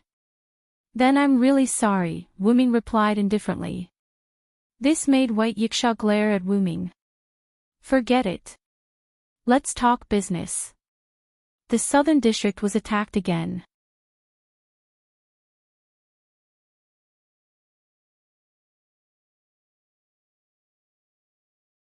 Chapter 822. After the absolute evil clones in the South District were defeated by the Dragonhorn Griffin Lion, the Harvest Festival couldn't continue. Although Wuming did not know how many absolute evil clones attacked the South District, the number should be about the same as the absolute evil clones that attacked the East District. If Wuming had not used his authority, he would not have been able to deal with such a number. Therefore, Wuming had expected the South District to be unable to continue the Harvest Festival. Of course, because the Harvest Festival was about to end, the organizer, the Dragonhorn Griffin Lion, directly moved the Harvest Festival to the Midnight Festival. The Midnight Festival was like a party after a large-scale event. In short, it was a summary. However, Wuming could not help but ask about this. Wait a minute. Absolute evil clones aren't a small matter, right? Why does the Dragonhorn Griffin Lion want to continue the Midnight Festival? The absolute evil clones were one of the final human trials. Wuming did not think that the Dragonhorn Griffin Lion was unaware of this. As for Maxwell and the others, not to mention that they had an unknown number of absolute evil clones, the other party was in existence that attacked the entire box. Facing such an enemy, even White Yiksha was troubled, yet the Dragonhorn Griffin Lion still had the mood to continue the Midnight Festival. Actually, this Harvest Festival is similar to the Fire Dragon Birth Festival in the North District. It's a grand event for the Dragonhorn Griffin Lion Alliance's speaker to become the ruler of the South District. Naturally, it can't end carelessly. Wuming nodded and said thoughtfully. I was negligent. Although Wuming did not care much about his reputation, it was indeed a matter of importance to the collective. However, it's also related to the fact that the South District did not suffer any losses, White Yiksha added. Ahem, that's a digression. Immediately after, White Yiksha coughed and began the overall story. Just after you left for the North District, the South District was attacked again. It was still absolute evil clones. White Yiksha took out a piece of parchment and placed it in front of Wuming with a serious expression. Wuming picked up the parchment and read it. The parchment contained information from the South District. The transmission method was the same as when White Yiksha sent the parchment to No Name. How is that possible? Does he have an endless supply of absolute evil doppelgangers? Letitia was shocked. It would have been understandable if other fiend kings had attacked. After all, it was excusable for them to attack while the people in the South District were exhausted after dealing with Absolute Evil's avatar. However, it was still Absolute Evil's doppelganger that attacked him. This proved that the ones who came to attack this time were still the same group of people who had caused the attacks in the 4 districts of Boxing: East, South, West and North. Furthermore, the other party even had a clone of Absolute Evil. After all, the number of Absolute Evil clones at the end of the Fire Dragon's birth ritual, as well as the Absolute Evil clones that attacked the North, South, East, and West districts, was already quite terrifying. However, even after exhausting so many of Absolute Evil's doppelgangers, the other party still had reserves. How could Letitia not be surprised? I think so too, but this is the truth. White Yiksha sighed helplessly. Fortunately, the members of No Name listened to Master Ru's words and didn't return. You should know that it wasn't just 16 knights and the others. Ren was also in the limelight in the battle against Absolute Evil's clone. White Yiksha opened his folding fan and gently fanned himself. He was very satisfied with No Name gaining reputation again. I see. It must be Argel's doing. Wuming was relieved. He then put down the parchment. After Wuming sold off Luo's community, Perseus, Wuming, who did not need Argel's strength, handed Argel to Ren. Ren's gift could ignore the difference in strength between the contractor and perfectly control the contractor. After all, Argel was the astral spirit, the leader of the 3 strongest races in Boxing: East. When Argel was at his peak, even if he was not comparable to White Yiksha, he was already extremely powerful. In the end, Argel was bound by the so-called inheritance. In the end, he lost his rationality and had a large number of shackles placed on his body. He was then used by the profligate Luos. As there were too many shackles on Argel, removing them all at once would cause irreversible damage to Argel. Therefore, Ren's gift could not completely restore Argel to his peak. However, Argel's combat strength in Ren's hands was much stronger than when he was in Luo's hands. Furthermore, Wuming also believed that sooner or later, Argel would return to his peak in Ren's hands. That's right. Argel's demon eyes of petrification have a natural restraining effect on Absolute Evil's doppelgangers. It's all thanks to Ren. I just received news that the Absolute Evil doppelgangers that attacked again have all been eliminated. White Yiksha said as he took out another parchment. After all, Argel's demon eyes of petrification could also petrify the blood of the Absolute Evil doppelgangers. In that case, there would be no blood proliferation. So you're keeping us in suspense, White Yiksha. Wuming did not know whether to laugh or cry. He took the parchment in White Yiksha's hand and looked at it. Although I do have such intentions, cough cough cough. I've also been troubled by the matter of the Absolute Evil doppelgangers. White Yiksha, who quickly changed his words, had a melancholic expression. After all, the enemy has repeatedly attacked the various districts. This is definitely not a simple attack. If it was not a simple revenge on society, then there must be a reason, or a purpose. Obviously, it could not be the former, so it must be the latter. But we have no way of knowing what the other party is trying to do. Letitia sighed. Perhaps it was to confuse people that the other party attacked the 4 districts in the Eastern, Southern, Western, and Northern district. Now, they had attacked the Southern district again. Moreover, the other party has a teleportation-type gift. It's not easy to catch them. We haven't caught the other party's tail, so we have no idea where to start. Wuming crossed his arms helplessly. If he had known this would happen, Wuming would not have let Maxwell save the man and beast that he had captured. However, Wuming looked at Vera, who was kneeling beside him and tugging at his sleeve. At the moment, he could only rely on Vera. Through Vera, he could find Maxwell and use her to contact him. In the end, Wuming looked at White Yiksha. Since the southern district has been attacked again, you should pay more attention to the eastern district. After all, since the other party could attack the southern district again, it was possible that they could attack the eastern district again. Of course, it was the same for the northern and western districts. Don't worry, leave it to me. However, where are you going? Since Wuming said that, it must be because he was not going to stay in the eastern district. White Yiksha understood that. I'm going to take a look at the northern district again. Wuming stood up and prepared to leave. However, at that moment, a piece of parchment flew in from the window and landed in White Yiksha's hands. White Yiksha's expression changed when he saw the contents of the parchment.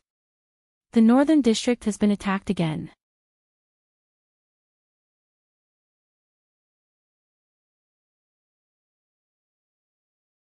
Chapter 823. What? Letitia was alarmed. Vera didn't say a word, but her eyes revealed a hint of worry. Even if she wasn't a Stratum ruler, she still took the safety of the North District very seriously. After all, she was the leader of Willow's Wisp and a member of the North District. Wuming frowned and immediately said, "Tell me the location." "Tell me the location." "I'll be there immediately." Wuming really didn't expect that the North District would be attacked just as he said that the other districts might be attacked. White Yiksha didn't say a word as he threw the parchment to Wuming. Wuming caught the parchment and took a closer look. Has Salamandra's headquarters been attacked? Wuming thought to himself. Indeed. It was now certain that Vera's encounter with Maxwell at the outer gate of 54,545 wasn't a coincidence. Instead, it had been premeditated by the other party. As for Salamandra, it was a 5-digit community and didn't have any high-end combat strength. Just Maxwell alone was enough to give Salamandra a hard time. Furthermore, Maxwell's companions might be there as well. I think the other party is quite premeditated. White Yiksha's expression was somewhat gloomy. By repeatedly attacking the box court, not only did this mean that they didn't take the Stratum Guardian seriously, but it also meant that the other party was on the move. Right on the heels of that, White Yiksha looked at Wuming. Although the letter asks for my assistance, Salamandra is an ally of No Name, and the letter also states that you have already sent a distress letter to No Name. It was true that No Name was an ally of Salamandra, but distant water couldn't quench a nearby fire. It was unlikely that Salamandra didn't understand this principle. Even if Shadora knew that Wuming had a teleportation door, Wuming had never been to the outer gate of 54,545, so the teleportation door couldn't be used. From the looks of it, Salamandra was only asking for help symbolically. They mainly wanted to rely on White Yiksha. The branches of Thous and Eyes were interconnected, and the branches of Thous and Eyes were spread across the 4 districts. Therefore, White Yiksha could move to other districts through the branches. However, White Yiksha couldn't go with Wuming. What if the East District was attacked again the moment they left? Stay in the East District. Also, help me protect No Name. Even without White Yiksha, Wuming had his own means of heading to the North District. Wuming tossed the parchment aside and walked towards the door. Wuming was not a so-called good person. In a situation where he could not protect everyone, he would take a step back and choose to protect his own people. No Name. White Yiksha and Ease. Of White Yiksha, of White Yiksha, White Yiksha, White Yiksha's, White Yiksha, of S and Eyes, of White of Yak. 3 years ago, when the Infernal Yiksha attacked, No Name, White Yiksha should have gone to meet the attack. However, she knew that as a 4-digit number, she didn't have the ability to deal with the infernal yiksha that attacked No Name. Why was that? 3 years ago, No Name was the largest community in the East District. It had many high-end combat forces. Even a 4-digit number of white yiksha couldn't deal with No Name. Even so, a infernal yiksha still attacked No Name. From this, it could be seen that the enemy was very powerful. It was likely to be in the double digits, or at least in the triple digits. White yiksha naturally wouldn't be afraid of such an enemy in the past. This required White yiksha to return her godhood and retrieve her spirit spark. However, 3 years ago, White yiksha hesitated. And it was this hesitation that caused No Name to become what it was now. And White yiksha felt guilty for 3 years. Black Rabbit's frequent hosting of the gift competition was actually one of White yiksha's ways of compensating No Name. In the name of White yiksha, leave the East District and No Name in my hands. That was White yiksha's former name. It was his name when he was an infernal yiksha. After nodding, Wuming took Vera and walked out of the room without looking back. In Wuming's opinion, White yiksha's words were enough. Letitia bowed to White yiksha and then turned to leave. Gotcha, Letitia closed the door. The sound of the door closing was particularly prominent in the room where only White yiksha was left. White yiksha, who was sitting on the cushion, waved his hand. The parchment that Wuming had casually thrown away flew into White yiksha's hand. 54545 Outer Gate. White yiksha closed his eyes slightly. It was unknown what he was thinking about. Then, the parchment in White yiksha's hand instantly burned. White yiksha waved his hand and the flames burned out. The parchment also burned to ashes. Then, the room returned to silence. Outside the This and Yes branch, Letitia caught up with Wuming. Master, how do you plan to go to the North District? Letitia's question made Wuming stop. After all, even if he used a teleportation door, Wuming could not directly go to the 54545 Outer Gate. He would have to put in more effort. Regarding this problem, I plan to ask Vera for help, Wuming said as he looked at Vera who was still tugging at his sleeve. Vera tilted her head. Her face was expressionless, but Wuming could tell from her eyes that Vera was saying yes. Indeed, we can ask Lady Vera to send us there. Villo could control the realm door and instantly go to the 54545 Outer Gate. And Letitia had also thought of the idea that Wuming had thought of. How about it, Vera? Can you help me? Wuming asked Vera. Vera nodded her little head, indicating that she could. Then, Master, there's no time to lose. Let's set off quickly. After all, the Demon King that attacked the North District could not be resisted by Salamandra alone, not to mention that the attacker might have companions. Moreover, the strongest combat power in the North District had been brought to Wuming's side. The 54545 Outer Gate was very dangerous at the moment. If they delayed for too long, Salamandra might be completely wiped out. However, Wuming rejected Letitia's suggestion. No, Letitia, you stay in No Name. Vera and I will go to the North District. Master. Letitia was confused for a moment. Because she was a maid, Letitia had developed the habit of following her master around. Therefore, Letitia was a little reluctant to not let her go to the North District with Wuming. Wuming reached out and pressed Letitia's head. He rubbed Letitia's beautiful blonde hair. No matter what, No Name has to leave a powerhouse behind. I have no intention of leaving everything to White yiksha alone. Then, Wuming smiled at Letitia. Our community, can I leave it to you, Letitia? Letitia was momentarily stunned by Wuming's smile, but then, Letitia came back to her senses. The rejections in his heart also vanished. Yes, leave it to me, Master. With a confident expression, Letitia affirmed Wuming's decision. Letitia spread her wings and flew up into the sky. She then flew towards the location of no name. Finally, Wuming looked at Vera. "Please, Vera."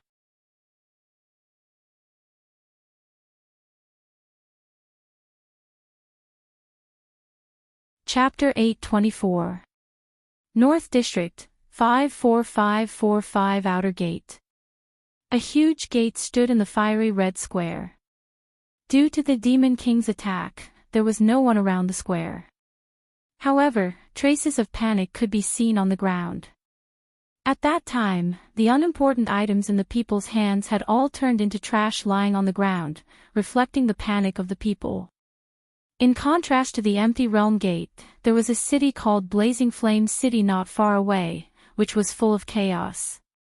At this moment, the realm gate, which was a film of light, fluctuated a little, which was a sign that someone was about to come out of the realm gate. Pop, like a bubble bursting, a man and a woman jumped out of the realm gate.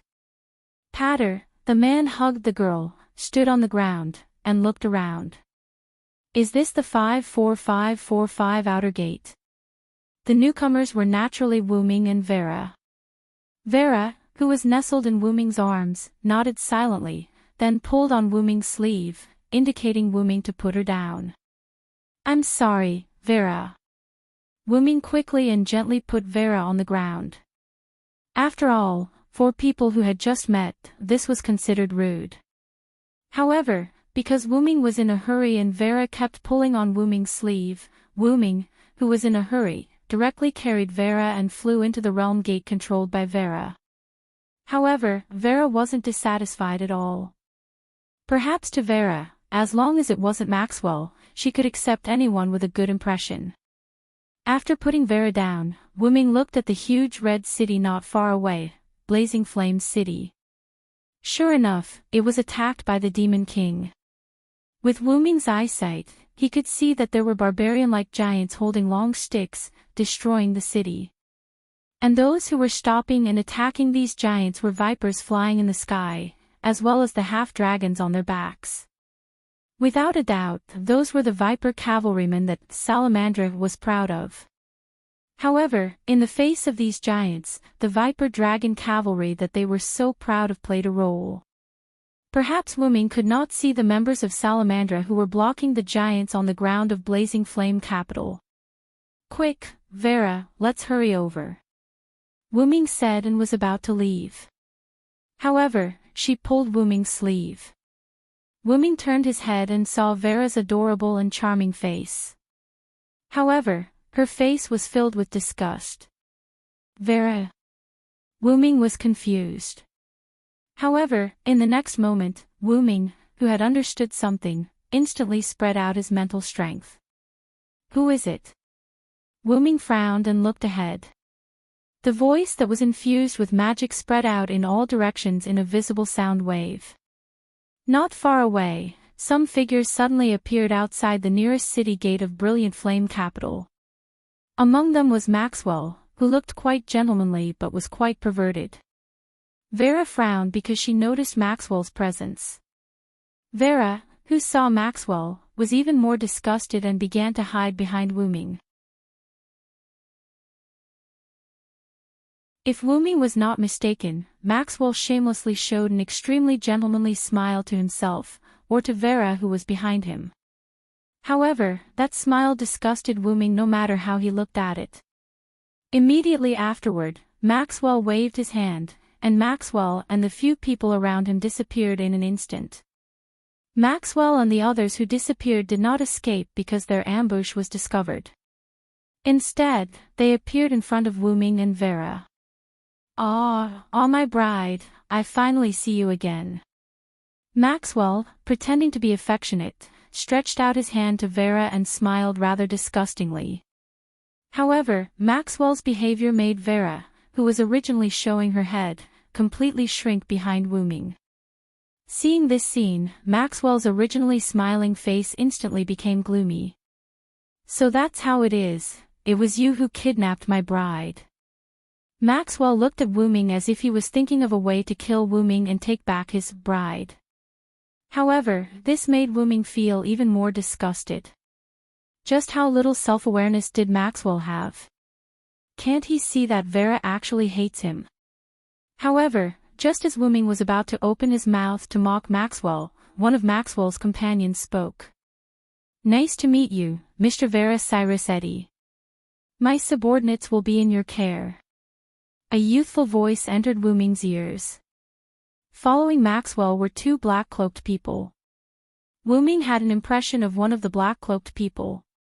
It was the girl who was captured by Wu-Ming along with the griffin when Wu-Ming went to meet the buyer who wanted to buy Letitia from Perseus.